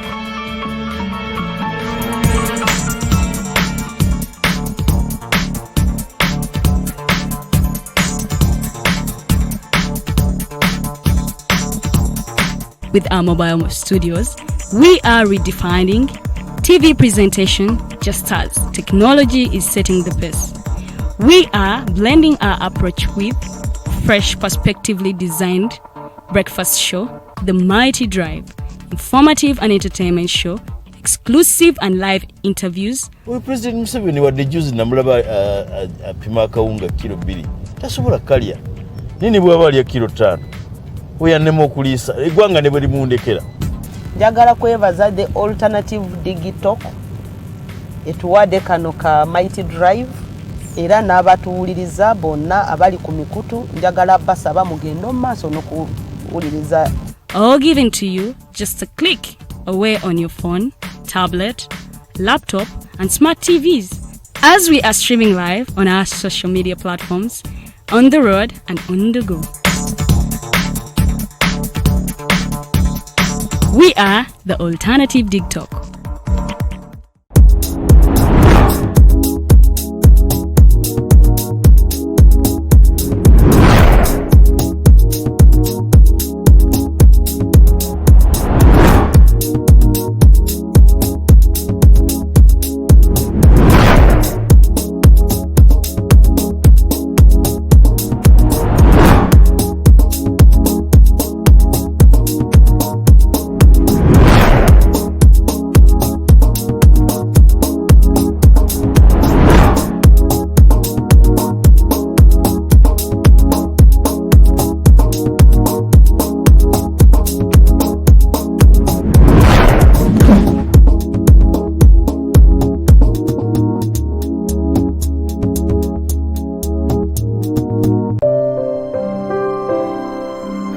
Hey Ugandans, I'm Lieutenant Colonel Dewa Kiki, the Deputy Defense Spokesperson and actually the Deputy Spokesperson for the Uganda People's Defense Forces. I was hosted on Alternative Dig Talk.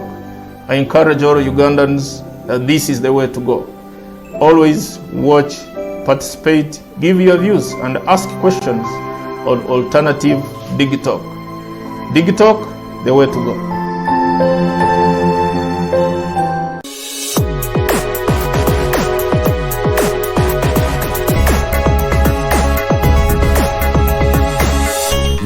Alternative Dig Talk. Real issues, real talk.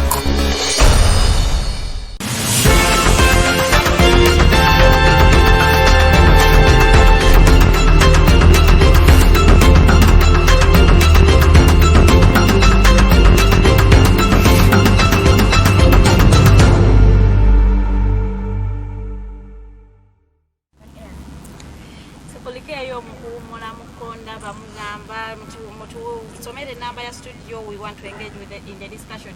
Our studio line is 0789 017 145. 0789 017 145. 0789 sobola tukubirako mukwano naawe ate nobeerako kyoyogera ku nsonga eri mu ddiiro oyo prime minister tugambye amaaso gabeere ku simu esimu ekubeere mu ngalo anytime from now mobile money atonya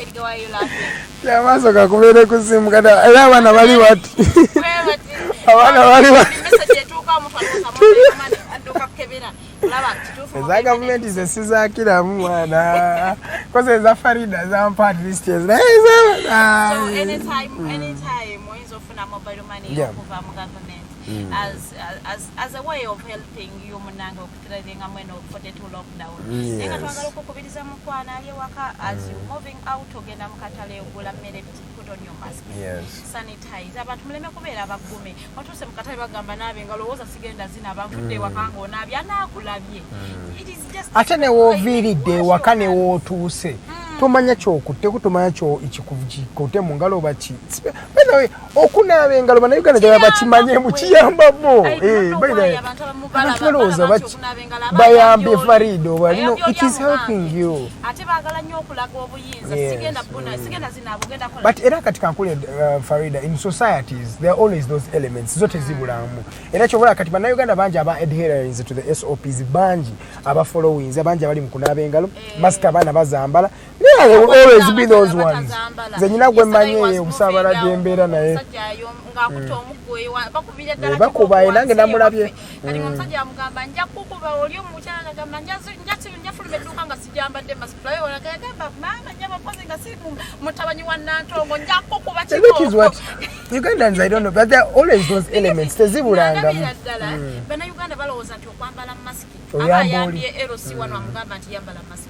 It is a matter of life. Nebote balaba bantu bali mukufa because right now I want to think that waliwo omuntu kala amanyi omuntu afiiridwa COVID-19 at least there is at least waliwo ne bantu abanene betumanyi naye kati numbers have turned into names we know abantu bomanyi sawa 10 mbadde ku simu yange my uncle sent me a message like we lost the mom sorry my grandma against and I do not want to send COVID because she has been battling breast cancer for some good years.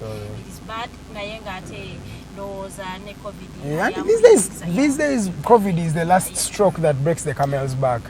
Just walk afuna ko kabanga akakotulo obukutuzi. So twegumye buli omwagumye munne naye nga bwogumya munno yambala mask. Yambala mask tunaabe engalo togenda olwokuba muli mu same vicinity osobola okutambula onogenda mungenze kukyalirako. Ennaku zino manaye tewakyali kukyala. Naye ate by there are people kino njagala nki urging bannayuganda abali eyo. Ekintu ky'okukyala banaye tekiri it's a must you have to be visiting people. Wiki ewedde omanyiza I like to webajogera ba viewers baffe njagala bamanyi sometimes I like to relate them with my personal life because the things we go through the things they go through. Kati wiki ewedde oli omuvubuka yazze ewaka okutulabako eyo omuvubuka ng'akolola bannanga amazima ddala mugenyi soto omugobe naye akolola olina okumuwa ekyokunywa olina okumuwako ku kyokulya alina okukwata ku glasses emukozi akololera ddala fani no nze nasoose nentyamu nene wayisewo akadde nengamba naye why let me tell this young gentleman because muvubuka myaka gyange nemugamba naye banaye muvubuka olina signs eziraga mbu olina lumima mawugwe kale tetukakasa mbu olina covid naye olina signs engeri gy'okululamu terino ate wa boda ate wa boda wamanyi abeera atambula every time. So nemugamba naye lwaki muvubuka gwe lwaki otambudde ng'omanyi olina signs zino ati siko oba tozinaawo osobola okwekako naye oli mu kukolola oze mu bantu abantu family ozogi konteji otomanyi kyogenda tulekera nemuga kati revisingamu tutandika kubanga okola ate nga nayagala okwogera nga ne mask agijje I don't know what you ekitegeeza ne mask tuzambala mask bagikuwa ojambale nti woba oyogera oleme kukola ki olinga akola bwati tebakimanyira kati abeeranga alabanga abatamuwulira gwayina kofi heavy coffee neviira ddala eno ate ojja ku masiko oyogera nemugamba koso era kinamugamba esooka oyambale masiki kinasusa omugamba netumudistance nga nemugamba tuulako wali ffe tunyumize eno webale kujja kutulabako naye netumuadvise wobanga olina signs ezo kiba kirungi osigale bagamba kati singa mwali busoge bagamba emboozi empanirize tenuma omuzijukiza president waffe yali ayogera ku binaga stop hugging stop kissing no kissing for abaana ne baleka bakola news nyingi ku social media okwo lockdown yagenda kubeera ebisesa bingi naye nga covid yali mu kutta naye kati lockdown eno fancy katika nkubuulire teriimu bisesa bingi engeri gyendabyemu for the first 3 days no ate si nti bagimanyira ate in that aspect because yes it's not new to them naye ate kati eno bagifeelinze nnyo nti n'abantu batuuka nze nali nkolanga surveys awo mu bantu nga bonna bagamba we need to institute a lockdown bo kenyini nga bebakola ki bebasaba lockdown kati wotunulamu n'embeera gye bayitamu essaawa zino abantu bafiirwa abantu beewaabwe tebalina ngeri gye babaziikamu bannange okuyita ku border posts ezo okiyita kyangu oyitamu eno olina okuyitamu eri ate kati mukomawo oba togenda kukomawo because otwala omulambo nkozi nga a funeral service ka eyo yokka yekkirizibwa okutwala abantu nekomawo naye zino kati ngaffe abamu abakosa pickups ne bateekamu emabega omulambo ne bagenderako ezo ziba tezigenda kudda gwakako kaba kaweddemu ate n'okugenda oyitamu olina waliwo akuba we have a caller online. Hello, good morning. Yes, good morning. Yes, Mr. Norman. Where is Edgar? Yes, sir. Yeah, I've watched you and also felt like I should contribute something. Yes. Yeah, Simanyoba, Bantumo Maniti, who is Octangoli, no Sungu, Nobody Nike, Nada Sungu, and Kabolike. Mukulu Norman, Chichizi, Chirachi. Ono mukyala tamanye ku TV nga yite nyini nga lebagira kati omubuuza zinesawa subira kyabijjukira mukyala kyo bagogamba ono simanyango bamuyitani nabikoze bikyawo Nabbanja mukyala Nabbanja eyo yennyini nejja sagala na kubyogera kubanga nange bani mwegaseeko okulaga abantu okimanyi kyalibadde kituufu bannayuganda sente eza masiki bwe zaalaga abantu leka bafuna masiki ekyokera byonna ye abaffe mujjukira nti radio nazo sente zaazo bazigaba radio bazifulumya kati era temulinda Museveni okukomawo atulage how to spend 50,000 in 42 days nga we yatulaga engeri gye basalamu akawunga amaanyi katumulinda ajja tulambulire ngaba n'abasaze bajja tuwange mutugala kitano beera mukulu Museveni ajja neeruula akwata akeetaano gabaniemu nnaku 42 n'eminzaani yaako akapime tutegere butya busasanye emitwalo 5 kuki nnaku 42 mukulu Norman tagenda kuleeta calculator ajja kwetagisa luula era tunaimizaani bati bukapima naye mukulu Norman kyetubuuza mundabayo olowooza ye gavumenti yalikoze eki because kati balaba it's the viable option kubanga tebakyasobola gaba kawunga nga luli because of COVID-19 okimanyi ate ebintu nga mbadde mwogera kino excitement there is rural urban excitement then kati naye bwe future minister minister then prime minister excitement anti bakajja eno kyekola ng'ekirowoozezzaako ebintu bagwamu bigwe you have been arguing and urging people to understand the purpose of a lockdown. Yes. You know, Edgar and Farida n'ababalaba n'abonna bagoberera ebintu bino nti bemu singa twabeeranga abatongo omubbi omulira enswagiro ebweru nezayiwa mwe n'abagamba musirike kitegeeza nti mulina kusirika nga ye positioning waba anonya ejjambiyo very true nti kati wetusiirikirira zenakwana mu bbiri oyakusooka yali yakusiriikirira kufuna solutions, yes. In this case, to mean intensive care y'abitanda naddala biki bwebityo naye kati tetujja kusirikanga busirisi katugeze muli mu nyumba omubbi ali mu konkona ali mu kwagala kumenya luki muzeeyo mwabaka musirike naye nange ali akava nammwe esirikire mumwe temutegeera mwe abaana balina okuprotectinga ne muzeeyo bwe mulinamu essuubi esebo so this lockdown kyandibadde nti eri yasooka mwayigamu ki yes you get okimanyi nti nno university ezimu zigamba abaana bagenda kukola ebigezo ku online naye ate nga fees balina okusosola sente ezimu kati waliwo obubbi okusinga obwo so I think in my view every when these guys become broke nga basaawa embeera nga balimba ono omuzeeyi kubanga yita kyabitegeererako ddala okusinzira ku myaka gyaife nga bamubuzaabuza nga bwe twabuzaabuza bajjajjaffe naffe omulimu omubegera wano ku nsola nodduka ne weetolola ensonda yabamanyi ojja naye ngaakuyise nga wamazeemu dda omusubi kati naye balimubaza mubaza. In my view, there is a very, very, very big challenge, first of all, but never bagamba muno baba omuntu emitwalo 5 owulira because which criteria government egenda okozesa okumanya kati ono needed because you see being needed is gradual. Today you might be well, in a week tatukyalina kati omuntu yeebuuza ababadde abawettere wiiki ewedde sorry nga beesobola okulisa famire zaabwe kati nebagobakubeeka emirimu okosi nekiyimirira bo bagenda bakolera ki so basically ebino bina byakijaye nga banoonya engeri bagenda okulyamu akasente kaabwe netubagaliza mirembe mukama abazeeri naye nga tonagenda mukulu noma ntwagala osooka otubulirooza yo gavumenti ekole ki kati because kati covid-19 asusse ate lockdown yogambe tebannagipreparinga. What do you think is the best solution to adapt right now? You see, in a country where you are led by the most corrupt, you see, this government that have always told people that Mr. Museveni has 2 achievements. Yes. He is the biggest tax collector and the biggest tax consumer. 2 achievements. You get. So when you have a government of people who are good at 2 things, best tax collectors and best tax consumers, you don't expect something much. But I mean, for this long, Uganda, it's like we don't have a think tank.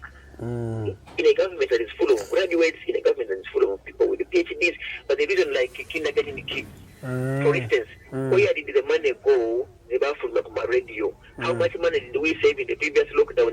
Ministers and government officials were traveling abroad. Why don't we get that very money and procure the vaccines? Because you see, we are here to live with that disease as a must. We're going to live with that virus as a must. So we need to get the money. Why did the very government think of reducing on its administrative costs? Why don't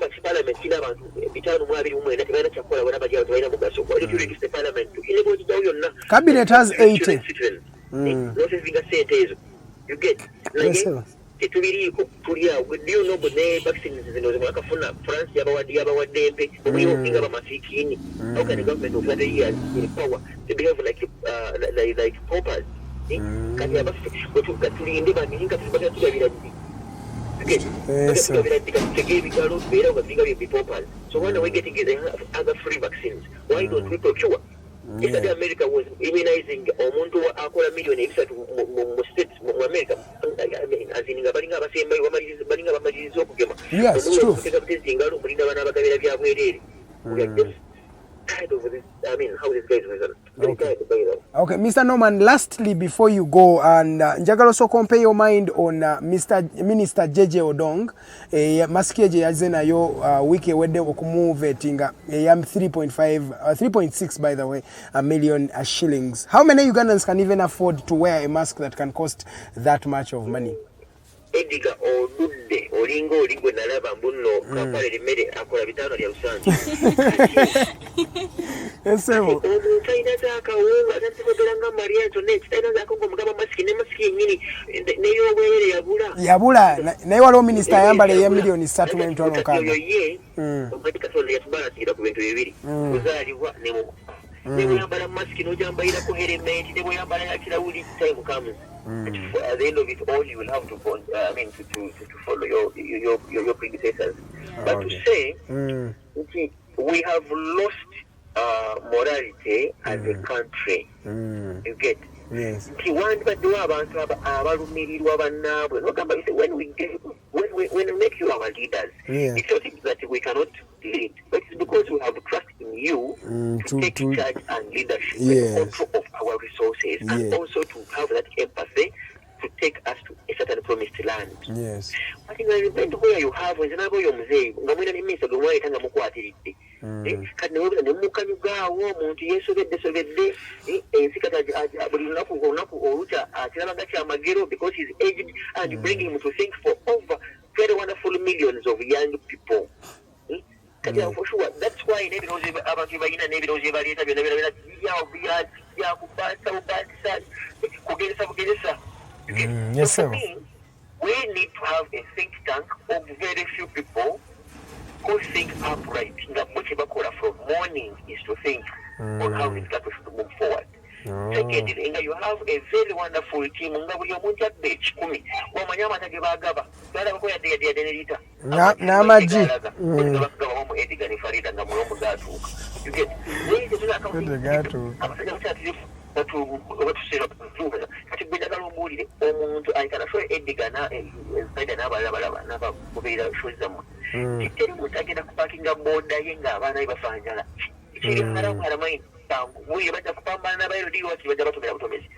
Because you see, this principle of self-preservation, that is a principle whereby a human being does anything possible they can to survive. They are living. Yes. So, mwenyweze buli omu agumye munne ate kyasa waliwo ne buli omu alumye munne abalina akasente bagenda kutulumya balina mubirina okugumya bannammwe wano wetutuuse. Thank you so much. Thank you so much, Norman. Thank you so much. That was Norman Tumuhimbi's right there calling us. The national coordinator of the Wow, thank you so much. Yes, he has pointed out different things. National movement muli kuchite tukyabawulize naku zino babagula mwali akomawo Norman yotubuulire tangazaamu mwali akubasinga kati saawa eno mwavaayo ne mwogerako naye musirise nnyo ku mbeera naye omukulu alina ebintu byayogedde ebintu bingi as the coordinator otubuulire mulowooza ki mmwe ng'aba alternative aba movement kati abannayuganda webalaba essuubi webagenda wetulaba essuubi wetugenda kati getugamba gavumenti webetuvuddemu ate mmwe abaali batugezaako okutulwanira muli kuki mwe ba activists abagamba nti mutulwanirira bwe zibe sente bazaloketinze bubi muvaayo musirise nnyo aba alternative mwe tumanyi abapuwa youth muli kuki mwennaka naye nze Norman tumuhumbise kwavuddeyo kanjogere ku ggwe muli kuki aba alternative social movement vaayo yogere kale nagambye nti ayogedde ku nsonga by the zibadde nyingi President Museveni nga zenerula na 50,000 ataliko kutemeramu atuyigirize neminzani anti yakiche yakola luli ku kawunga nalaga family ne banange abantu nalaga family naga kati family y'abantu naye yikyekale abalira wako family ne family zewafu nze zemmanyi nga Karuhanga nakola family erimu abantu abataka wansi w'abantu 10 buli wetwabeeranga nga bali more than 10 people so ezo numbers zo yazibalirira oba yali abalamu just nozali abalamu zino family Kampala zisingamu n'abantu abangi ate ez'omubulalo z'abantu abatonotono kamu baana basatu nini bwaba baana basatu kwota y'emmere tebamala kwota y'akawunga tebamala so naye omuntu wagamba nti luli baba wa kawunga zaberanga kilo 5 bagabanga kilo 5 per person I think atombera mu family nga mulimu abantu simayo baba meka nga baba obusawo bwa obuwera ne kakati mitwali 5 zigula akawunga sawa eno kagula sente sijja kulimba kalenga mu simulika half si ya 15 half ya 15 ba kilo yo 15 I'm not sure I think tulabenti omuntu baba mwadde emitwale 5 tubamenga 12 tulabenti okay akawunga ekiro egula 2 abagenda gula kilo mekeza akawunga ezo ziba kilo nga ekinene nyizibanga 16 because jukira tulina ogula kenva ate kati tubaze nanvaawo tulina ogula kebija okay awo kyomanya omutwalo ogumuziri kilo 4 tubale nti ezo kilo 4 amanda aganafumba ga2 kubaina kusiruka lukumuteka kyaliyo gatandikira ku 12 enyaanya 2 ziba za 5 awo wogula nga za 10 homeka tulinga mu kitundu evata tutadinako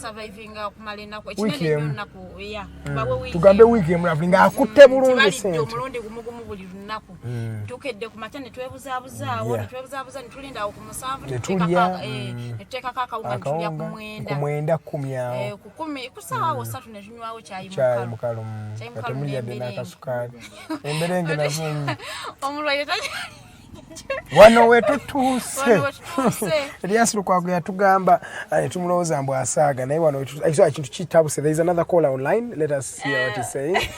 Azemu komawo. I think mukulu nomad mwemisako myo hello. Yezewo. Munasenya sala kuka mulungi wa busungu walokenera bidde ekina moka bisewo lumu. Kaisewo sebo. Sungu wote tutumbira entugwe ku muntu kati. Yes, sir.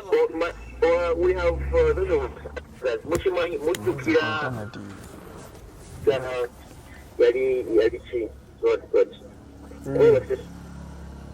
Okay, like yellow fever. Yes, sir.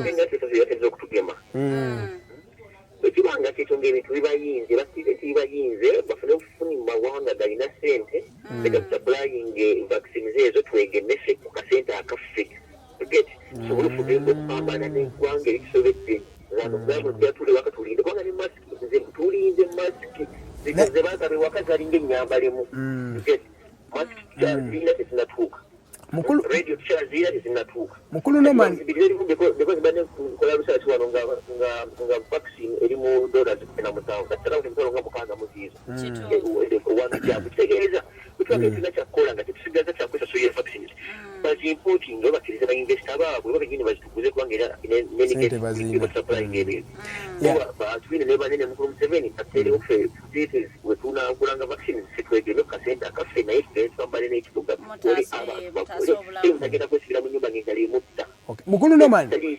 Mukulu Noman njagala nsooke nkubuuzeeko ekintu kitono. Bamanyi bannayuganda baatugambye mbu baweze emitwalo 8 be baakagema naye ate nabo babatadde mu lockdown. I don't know how this works. Okubanga omuntu baamugemye already zonna doses 2 yazifunye naye ate nayini bamuteeka mu lockdown. Olaba is this Ugambye mwe Katonda yabakuba n'abawa abakulembeze bammwe nti bakugamba eri mukole wedding y'abantu 2 naye akugamba ngeesangane nkulaba n'emmotoka kati nakusubiye okugolo ogenda kumulekisa ku kibegaado kuke naye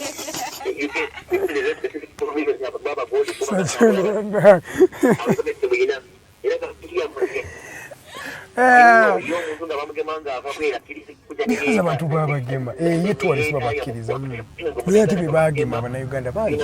Yes, that's true. bakulembeze bammwe bakaba mukyali baana bato wetwakuliranga wabeeranga obira ebinyonyi babinyira biri obugoloobi nga awali UCC binegete byesulika byo birowooza byesulise nemukwebata bisola byesulise abakulembeze bammwe bandabikiranga abatuwooza nti birala banga obugoloobi awo nga wali UCC awo kati bebeera mu kigunde mwebeera bebeera byesulise abasajja bakulembera bo babirowooza byesulise ogambye abantu weddingi nebbaryo bantu 2 ekigambye bo bana abatambula batya mugole oba mulambo gwekikse luka mukutwale muguziike oba bagole batekusoberera nga mugende ku kyaki ekigwa kya breakinze ogambye baforeigners nga babagemaze gutugo bakomewa malambule naye nga kubagema buli muna Uganda tokkirizibwa awo nolaba emitwe negikusoberera. We are in real trouble, guys. We are in trouble. Buli omwanya weze munne alumya nga alina akasente buli omwanya alumye munne kama mpaka mukulu Noman, before you go tutegeezeddwa nti you are the national coordinator of the alternative social movement. Bannayuganda bandyagadde okumanya mwenga aba activist abalwanyizi b'eddembe muli ku kinga musirise nnyo temulowooza nti musirise nnyo naddala mu mbeera eno gye mugamba nti resources bazalocatinze bubi naye ate temuvuddeeyo okubeerako ne kye mukola abantu bo mubalese wammwe muli ku kinga mmwe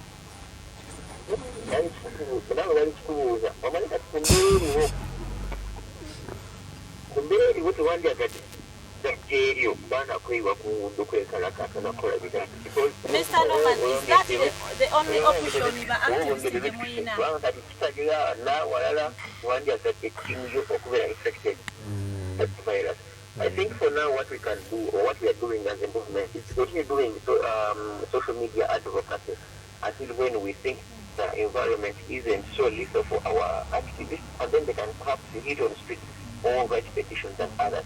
But in any case, even if you write a petition, imagine, look at that parliament. How will you even listen to that spectrum? I think for now,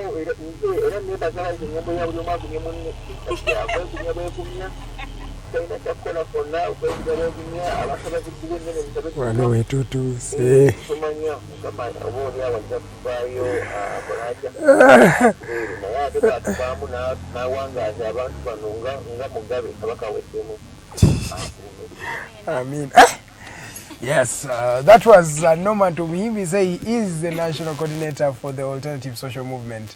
Abadayogera ko naffe wano. Bintu bingi nno byayogedde. Asabe sala asabe abasiramu abalombeddwa mu Mulombe. era yakwegumye Wano basajjo naye yaleeta engombo ya buli omu agumye. Abaana abo mbakwateko mbawa obufuba. Mubagumye kubeera. Naye Bannayuganda ebintu babiteekamu okusaaga. Abazadde Kyagulanyi ayogera na muntu afiiriddwa. Beera mbi Edgar. Beera mbi. Okusinziira nga bwe guli Bannayuganda tulina okubeera abeegendereza ennyo. Kubanga ng'oggyeko nti okay bagenda tuwa emitwalo 5 egitasobozesa kukupa. Naye tefuna kakasambu girina 5. Tagiza n'okuba n'esatu. No, because emitwalo 5 nga bagenda giwa buli Munnayuganda. what would be the bag. That would be. But let's say they have that money. They have the money. If you can, if you are able to pay ministers and MPs close to, because we never ministers tunana momu, we never MPs bitano abiri mwenda.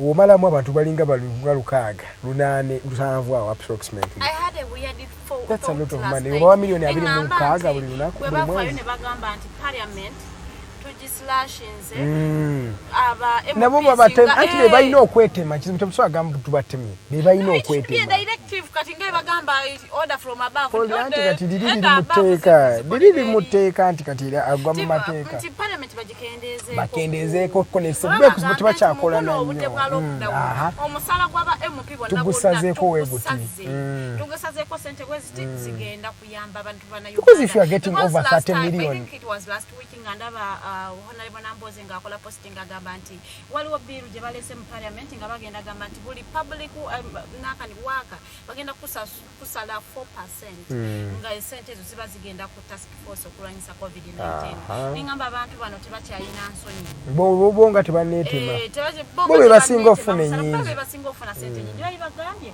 nti okay for this time gwenga MOP okoledde amuntu ogwokikiridde naddala abantu be because they get over 25 million. Naye kusinziira nti ate bo balese batunuulidde Munnayuganda bamunyize batya. Lowooza abantu basooke kunyiga parliament because yo tugina nene pitirifu tetugyetaaga n'okugyetaaga. Of course. Naye nga wetutunulira expenses yo parliament bagitunuulira. Ate nga yesinga okutwala sente ennyingi ennyo. Naye nga yesterday we bwazibidde wa board omu yabadde ava kuvuga omusaabaze n'awummulako ku piki ye n'afa. Just like that. Bantumwe. It is not the first time. Now I'm going to tell you a couple of scenarios. Bagenzo mukona nga fudde. Waliwo ne yabadde mu traffic mu kimotoka ekine kivuga amafuta ekinene those trucks. Yadde akivuga n'azikira buzikizi. Ku steering n'afa bofi bwatyo. Ekyamuyambe yadde yakagipakinga bwati n'akutuka. Bamusanze ali ku steering afudde. Abantu be bakasanga abakutukira ku clock tower. Ku street. Atenge kye kintu bakyogerako. Manyi bile mitwino. Dr. Monica Msenero nali muwuliriza on one show, it's on one radio. Bajita, I think, VPN. Nali muwuliriza on VPN. Dr. Msenero n'agamba bannange. Bannayuganda, that was in February, I think. February, March, or whatever. N'agamba bannayuganda bannange. Mwesuliddeyo gwa n'agamba ne COVID, second wave wegenda okutuuka. Mugenda laba abantu nga bafa bufinga temutegedde abadde atambula nga akutuuka ngafa. Dr. Msenero n'awooninga. N'agamba naye tubasaba mukoleko ekintu eky'amaanyi okubanga mulwanyisa COVID. Yo n'agenda kutuuka nga watuuse nga tetukyaswamu controlling nga ayize kye bayita community infections. Bannayuganda balina eggume last time. Omukyala yakyogera. Obulwadde butabazungu. Manya simanyi ffe abaddugavu simanyi tulina biki. Naye abantu batandise omukyala kye yayogeddeko kyennyini kituufu Dr. Musenero. Jobanza omukyala oyo nze mwagala nnyo yavudde yakyogera n'akakasambu abantu bagenda kutuka bukutisi abantu tukirabye kati ku clock tower wakagutuka k'abantu basatu nga batambula ku Shoprite bamulaba kugwa bugwi n'akutuka ababoda abakafa bangi waliwo ne yafiiridde erukogo naye yadde agivuga emmotoka n'awulyanga waliwo ne gwe badde bavuga owa boda yakyogedde last week yadde avuga client ng'amuvuga bw'ati amutuusa yamanyi client aliyoke okujja okutuuka client nga yafudde edda amuli ku kifuba bw'ati avudde omusajja kwekanga n'akasukeri omuntu bannangaga omuntu ng'agenza oyo. So ekintu ekiraga mbu kati COVID-19 atuuse mu bantu. Naye ate ekisinza okunnuma ku bannayuganda kinaye sisuubira mu bannayuganda nti mu time eno gye tuli mu kuyita mu bizibu bwe biti ate wali abali mu kubigainingamu bannanga amalwaliro ennaku zino gahikinze prices zaabwe. In the time where you need abantu basooke bagamba omanyi kati medication is free nga wekyali mu musize ebweru nti we baatuukanga bafa. We are trying to save each other. Ugandans right now, the cost of a bed in ICU nga you have COVID-19 every day in a hospital where you think you can get life, 7 million per day. Nalinda badde limonta yafulumya article ngeraga esente z'omala mu ddwaliro okumala ennaku 20 days in a hospital like Nakasero, like IHK, in a hospital like Medipal, in amalwaliro amanene ogenda kusasula sente eziri mu milioni eziwera ezo milioni sente zo collecting mu milioni mu nnaku ezabiri ziba zisobola ozimba ennyumba mu Kira mu Bulenga in the outskirts of Kampala kati kuwali ya Kira Bulenga na Jera osobola okuzimba ennyumba amaka ewedde. That is how serious bana basajja bakoze sente. Private hospitals. Ne bamuzula nti alina COVID amaze okuzaala omwana ne bamuteeka yeno omukyala ne bamuteeka unfortunately she didn't make it enough. Ne babaleetera total 126 million. I remember that story. 126 million.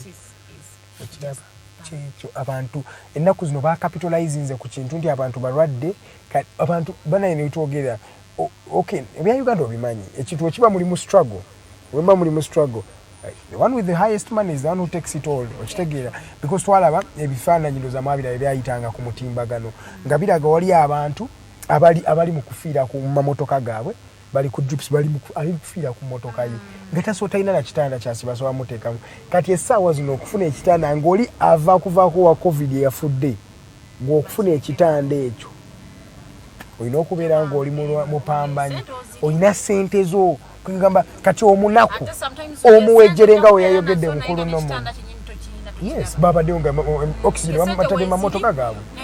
Yes kati ekituufu omuwejjere nga Edgar Mathew ne Norman nga we yayogedde oyaba agenze. That is the truth because how many Ugandans can afford even $1 million per day?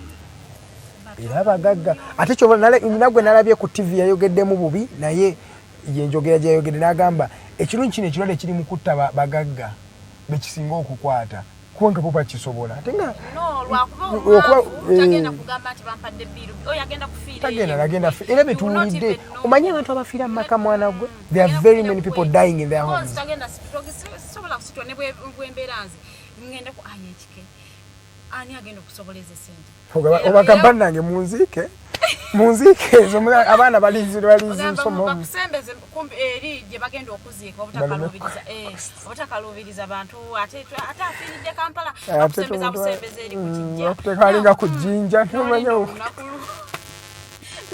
naye nga otutuuse naye nga embeera eno tuginereza bannayuganda tuginereza gavumenti tuginereza private people. Everyone is to blame.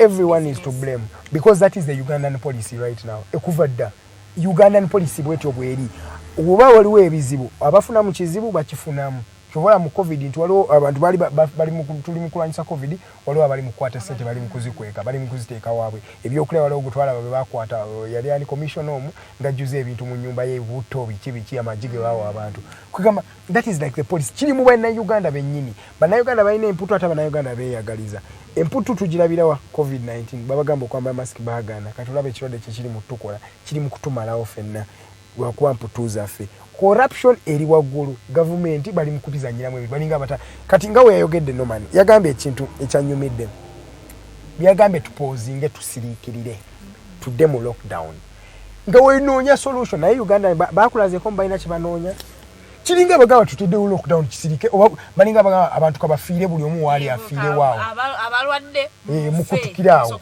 because they have not brought out the government has not given us a feasible plan. In the 42 days we are doing lockdown, maybe you're going to do mass testing because they were suggesting that, which I'm not sure they will. They're going to do mass vaccination or mass civic awareness. Ebintu webito tibanatulagako kintu nakyo just bagambi manyi pause musirike balinga abagamba kachula abantu bwe twogera kati bakutukira mayumba gaabo obwawo nga bagamba neighbor yafudde nga nafudde n'abantu 10 tebasobola nakuwera kujja kumuzika ng'abantu nabo batyo okugenda mu nyimbe batya oli ayayika yafudde covid nabo bamutya tebanoonye engeri gye bamutransporting okumufulumya mu borders bazigala zonna those things yes n'otunula muno ogamba kati tukoze tutya kwegamba ebizibu gavumenti yatuwa lockdown naye nga tetuwadde feasible idea okitegeera ate ne Museveni ngeri gye yali akyogeddemu n'agamba mbomanyi bannayuganda bagezezaako okugoberera amateeka teyali wadde ng'ateekawo toto lockdown eyo yennyini ate sikogamba mumanyi emmotoka kazitambuleko ezinatwala abalwadde kweyagambye abalwadde basobola okukkiriza okutambula naye oyinza osanga ng'oli agamba certified olaga nti oli mulwadde tulabira kuki kati gwe Farida osobola olwalira wano ku ngeri gy'onyiriramu ne bagamba ono si mulwadde bakebeza maaso zadde mbalaba walinga omulwadde ayitawa nga mpita ku border post awe mu gundi road block emu nga oli yatuuze nakkiriza n'amadinisa bulungi ng'omulwadde ali bwati nga n'omulwadde ali mu firimu so oluusi kale ebintu ebityo kyengamba tebannabatuwa feasible plan abobuvunanyizibwa nti bwoba toli mulwadde tozunga muleme kuzangira ku baselikale and this takes me to my other topic yes nti mutandise nnyo okuzanyira ku baselikale bano abali ku nguudo nti mubaleeta obusungu ate bwakuyimiriza n'obeeri n'obusungu n'omulinnya nabo bali mu kukola mulimu gwabwe maaso yalinga kuserve and protect bwe twogeranga waliwo abapoliisi bwe twogera basatu aba traffic bwe bakatomera in less than 2 months mu myezi ebiri bakatomera aba traffic basatu that is a very big number nga babatomera ku mulimu gwabwe sinti babatomeredde babatomera ali ku mulimu ali mu kukola oli najja n'amukuba ebyuma nafa nemuluza bannayuganda tebakiyitiriza okukiyitiriza batya aka accidents zibeerawo oluusi naye tomanya lwaki kyabaddewo twagala tuleme kugamba nti okay tukkirize nti yabadde accident naye lwaki weebuuze lwaki omuntu ono teyayimiridde bamuyimiriza naddala gwomusirikale gwe batomeredde wanene kabalagala immediate after KIO sorry about by the wetwogera omusajja we yafudde musajja wattu bamutomedde n'abamutomedde ne badduka mu motoka tebanabakwata paka ssaawa zino ndowooza bannayuganda bw'oba ovudde ewaka toyina kyogenda kukola mu kibuga lwaki topaakinga n'onyonyola abantu if you had a genuine reason why you left home. For me, I'm thinking it's too much. Why are you driving I think it's just too much. It's too much for Ugandans to see. Banaganda bakoi Farida. Oba bizibu babi ebisuse obachi but Ugandans are really tired. Move on foot, go and work if you went, if at all over don't know nyagenda kola. But tuleme kubeera ate because bino bye bakola bitaasa ffe olutalo lwabulamu kwega buli omu kati ataasa munne buli omu yeetaasa yekka ate we cannot because singa omuntu ono yabadde mutuufu twagala tulowooze nti yali tasobola nakuba mutuufu kubanga n'omutuufu tosobola tomera mu traffic policeman olw'ensonga nti yagaanye okuyimirira n'asalawo ekijja kijje tujja pambana nanti bagamba omufutawoza nja musibasibakaawo nze kamutomera empitewo twagala tulowooze nti yabadde n'ensonga ze ebintu ebirala byawe ekyo kisobokera ddala oyinza osanga yadde avuga emmotoka nga bujuga baaziganye ate n'agivuga ate yagivuze mu budde obutali kafyu bwennyini ate ali mu mmotoka agivuga so n'amala gatomera essaawa zitambula oziraba oli mu tawuni essaawa zitambula ziri ssaawa 10 lwaki osimbula ku 12 ate ng'omanyi time gye tulimu kati ate ng'omusajja yabagamba waneno essaawa n'azoogera 19 hours n'azoogera 7 pm n'azoogera mu luswahili n'azoogera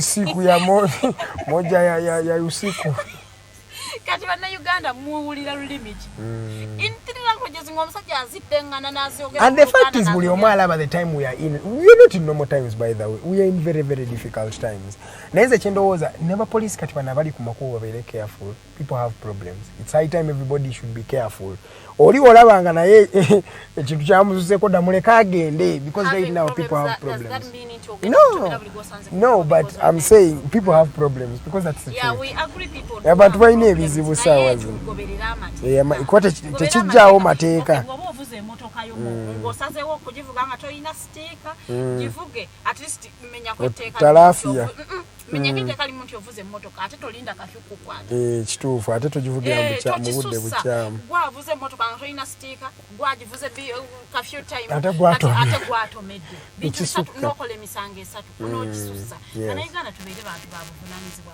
yesterday badde balaga ababoda nga batiise nga batambula tobanyumiza batise balwadde babagembe batika balwadde n'abalamu kinagambe kati olutalo lw'okumanya abalwadde kyekimu nga bano abasecurity bwe baali batukebera temperature nga bafuuse basawo kati kyekimu kyennyini bagiteekamu akasaagiro kati omu yabadde alina mukwelira watermelon ng'alaba kamera emutunuddemu nga musanyufu bamukuteka kamera ng'ate atudde ne ku booda ng'ali mu kulya watermelon ebintu ebimu baleme kubisaagiramu. This is a matter of life. Kati ngoyo bw'omukwata ajja kuvaayo alekaane ffe batufuze bubi gavumenti ya Museveni oyo tetukyamwagala atufuze bubi nnyo naye nga weebuze kyatandika kitya gw'otudde ne ku booda omanyi gyayitaalina kulya ka watermelon oyo muntu mulamu bulungi nyene mukwelira ka watermelon ke kati omanyi oli gw'otudde ani yagituddeko omanyi kujja obona agivuga yayina biki omanyi twagala tukkirize n'ababooda nti okay banoonya mmere ya leero owa booda esente zaakola zaalya zaakola olunaku zaalya kati woogamba nti agenda kutambuza abaana boogere ababooda waliwo yadde apostinga awo ku social media agamba oli wali mutugoba buuza Katumba Wamala kati Katumba Wamala yasinga okwagala ffe ababooda naye ababooda tubijjemu omusaago ebintu bino tubijjemu omusaago asobola okufuna akakisa akafuna omuntu omutuma oba mu tawuni genda okugera kino biki because naye gwe munnayuganda nga tunatuula ku booda eyo wafumiitirizaamu do you even know gwe yakarenzi oba yabadde mufu because teri muntu asinga mutima mugumu ng'owa booda asobola okuweeka okwo omuntu omufu ng'olowooza mulamu n'amuvuga n'amutwala gy'ayagala ate si oli yagenze kufiira ku booda yo n'amuvuga nga tamanyi nakumanya nti mufuso Uganda agenda otulako eyo booda weebuuzizaamu. The fact is right now okutambula it is the worst decision you can make. Okuva ewawo n'ogenda mb'otambule mb'onoonya onoonya lumiima mawugwe gwayinza obutakuyisa bubi nga ggwe naye ogenda mutwalira omuntu gwagenda okuyisa obubi bannange ebyaddala bina ebintu zinalabanga China ng'olaba streets zonna nga tekuli muntu paka we bajjawo lockdown for the 60 days. Ologwe balaze oli ow'amagi ng'ali mu kibuga temulina muntu ali ku kibuga gw'otambudde ogenda mu kibuga amaduuka maggale ennaku zina mazima beera mu proximity yo ogenda kwefunira kirwadde kubinzi byeddala ekirwadde gyekiri ate kiyinza obutakumenya amanyi ennaku zino kikumenya nekikuteeka wansi naye kiyinza obutakutta naye ogenda kiwa omuntu gwe kigenda okutta bannange okiwadde maama wo okiwadde jjajjawo okiwadde ani mutabani wo okiwadde muntu omulwadde bannange tubeere keyafu twebuuze naye nga kino kyenkola kyekiriwa. Is it worth it? Traffic officers, those are fathers by the way. They have families. Wava ewaka waliwo omukyala amuyita baawo waliyo abaana bamuyita taata nga tonna mutomera walowoozezaako ku famire ye egenda y'okuyimirira weetya tubeere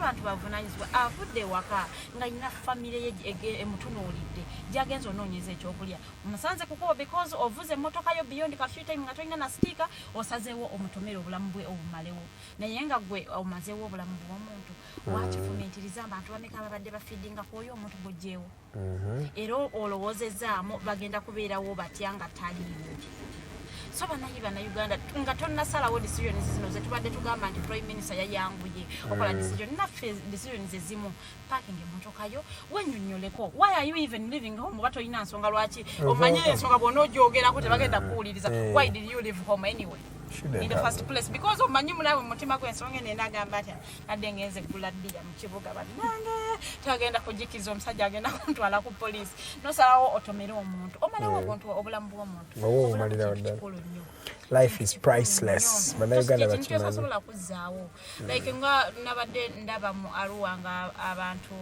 5-6 baafudde because abasawo babadde bavudde nga agenze kwenywera kweti oxygen masanyalaze negagenda kati nga mukupapa wano kubiki gendo takuzaako biki abantu ne bafa ne bakutuka ane omusawo ng'olabira ddala aye kenyini nyini omusawo afaanana kwete afaanana mwenga mutamivu ng'atunda bwati nga bamubuuzanga nenge gyolabira ng'akyali mutamivu ng'ali mu kamera nenga abantu baafudde bulaga jjavu omuntu waafudde tagenda kudda because by the way when someone dies they have died and for you are there in a drinking brothel. Yes, omuntu ali awo ye tabitegera na kubitegera bimugamba kufayo omusawo yalabyera dda abafudde anti kati omanyi bo baakimanyira era ye kyajja okugamba many are dying sigwa soso okufa kituufu bwena kuzina okufa bakumanyidde ate bo babeera mu malwaliro baba balaba okufa buli saa balabona ayingirawo balese jjo yafudde bateesewo omuja bo babala numbers so bannaye bannayuganda tubeere babuvunaanyizibwa nga tetunanenya muntu mbw ate kino tubeere tutandikirako tubeere n'obuvunaanyizibwa olina mask asobola okubeera ne kasanitizer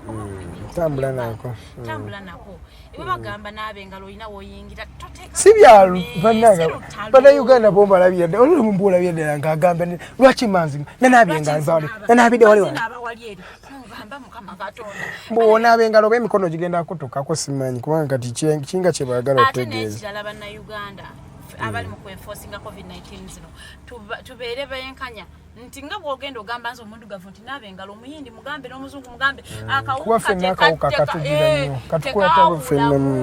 oba muzungu oba muyindi oba mukyotala fenafena kagenda tukwata era baba bakatambuza fenafena tugenda katambuza naye muyina engeri ekiririra kale eyo kale ezimu muzitya nga tuvudde ku bitiibwa bannayuganda batya kala z'abazungu ajja mumuleka ayitewo because bo bamanyira n'abazungu bamanyira okutipinga ajja kusanga bakuwa 1000 yerabira omugamba nti weyayo mask I remember nze when I something I'll talk about it I remember nali nyingira ekizimbe kimu mu Kampala omusajja n'angamba nyabo n'abengalo and I was okay with it omuyindi n'averi n'ayitawo wisi nemugamba sebo mukama wange olinga tomugambye kunaabangalo omusajja n'agenda nabira ddala bannayuganda nga tebali serious babiteekamu asobola okutambuza akawuka mulekera kulowooza nti ate bo bali tebasobola kutambuza covid-19 kaluluma gwe omuddugavu n'oli ajja katambuza akaleeta ate bo abayindi okay they are good naye banyoomi bw'aba bosi ajja kukwatirira nga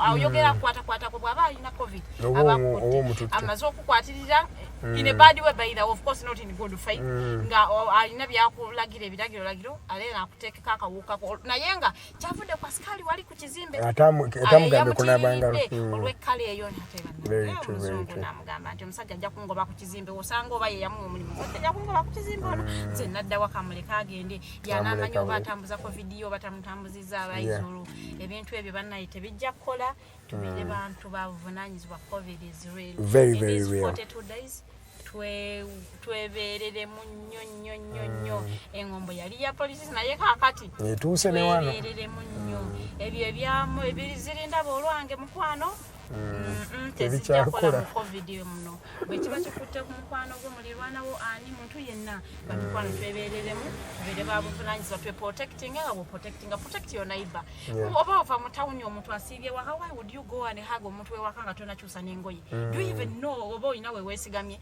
kati fe abatuuka nogula gate do you even know nti oba ku gate kweweesigamye musanzeeko kwegamba covid is everywhere so reflection olyoka otandika okushakinga abantu engalo naye nga tonnakikola ekyo abantu mubeewale tukuuma abantu baffe nakuzina amazima bintu byakwewala abantu Cheesing, President yajogera why President yagamba cheesing abaana ne baleka batandika debate cheese ebintu ebimuntu byewale ba mikwano abali mu ku I don't see any sense in cheesing yewe yagamba I know how to good tuzewale obulamu bwe bugaga yeah you will hug you know one of my friends was telling me love gets boring ngoloza bulina kweberanga we yatandikira ngolaga mutuke mukowe nga no mzura ne bwato ina no cho feeling ne bwaje ko bilabira siwule bana Uganda abantu babyo lunako olwalero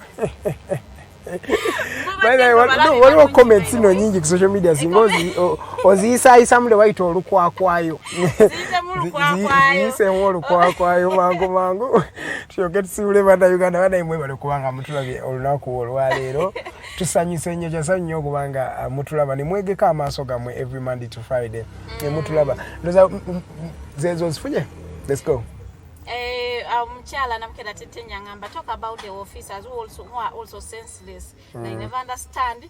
They overshow authority. That's why people don't give a damn about them. That is also that true. Edgar? Yes, but mayika tena kuzino bebaliko aba security organs bebaliko bebatambula bebaliko so olusi bagala nnyo okukisusa. Waliwo naddala bakama bafa aba LDU.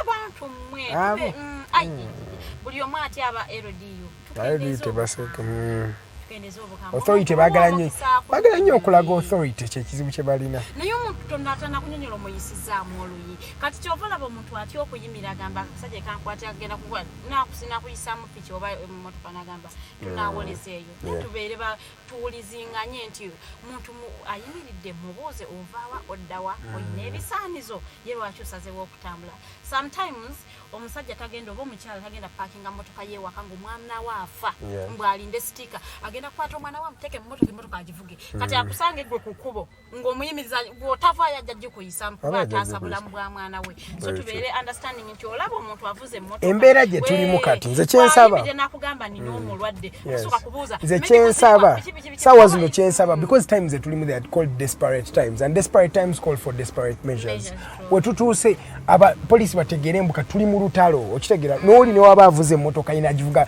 nga ayina genuine reason tewotagakena mufiira kukingamba like bateekewo a free space yes amateeka weegali tugagoberere naye tuteekewo free space convenience kubanga tuli mu time yakutaasa buki bulamu omwami Philip Kazibu ogamba you watching live from Chiwatule mpano webale kubeerako tumuhimbise namanje maya mukibi mwena mutale Faruko ogamba obagambye omukisa lockdown bagirabenga omukisa nga attendance tekyali mu mukisa ngweguli Mark Zuckerberg yakola katika ngambe Faruko Mark Zuckerberg yakola billions eziwere 5 in lockdown ewede $5 billion in just the lockdown. That means there was an opportunity for him. Yes. Tuyoka mu lockdown eno mulimu temuli bafunyemu babeeramu abakifunyemu aba innovators ate sina aba government benyini because ayinzo aba government be bali mu kola bichi bali mu kuba sente. These are people who have innovated. People came up with ideas nagamba kati omanyi lockdown nga wetuse kafune Jumia etandika okutambuza gafune gundi Glovo etandika okutambuza emmere mu maka g'abantu. Eyo idea already innovation. Oyatandika safe border kati aso transporting ebintu okuva wano paka wali. Eyo innovation. How best can you think outside the box in the time of lockdown? Because there are people who are thinking outside the box, they are coming up with different ideas. Wala bakola masks, wala bakola chi. Kugaba bintu ena bila gambo mu kizibu kyonna mubeeramu opportunity. There is always an opportunity in every problem. So abatulabye mwena bamikwano mu balungi nnyo. Veri gye tutandikidde ku ssaawa emu ate tulabagane olunaku olw'enkya.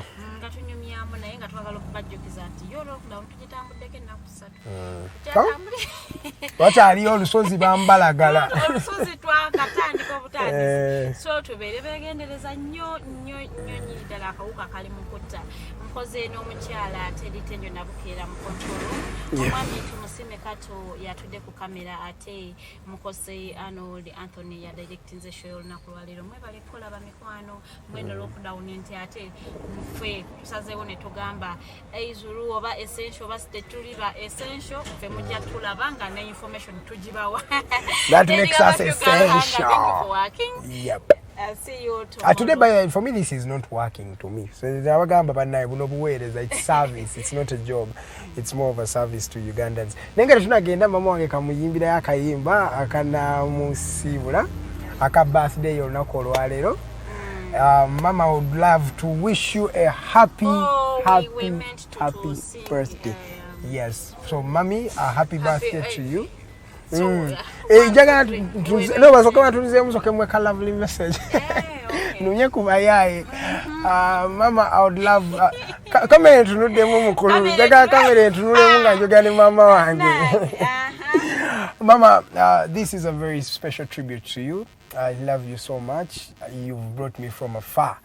Jones Jawala, without any father, you have stood by me. I really, really love you. You have stood by our family, my baby sisters, my baby brothers.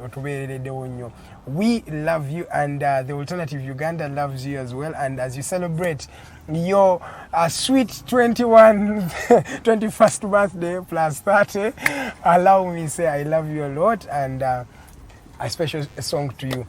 Happy birthday to you. Happy birthday to you. Happy birthday, dear mommy. Happy birthday to you.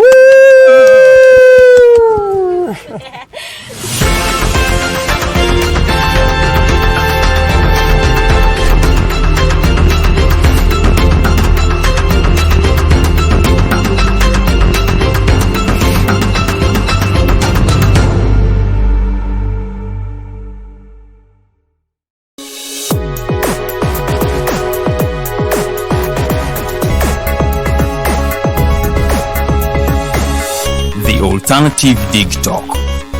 Real issues, real talk.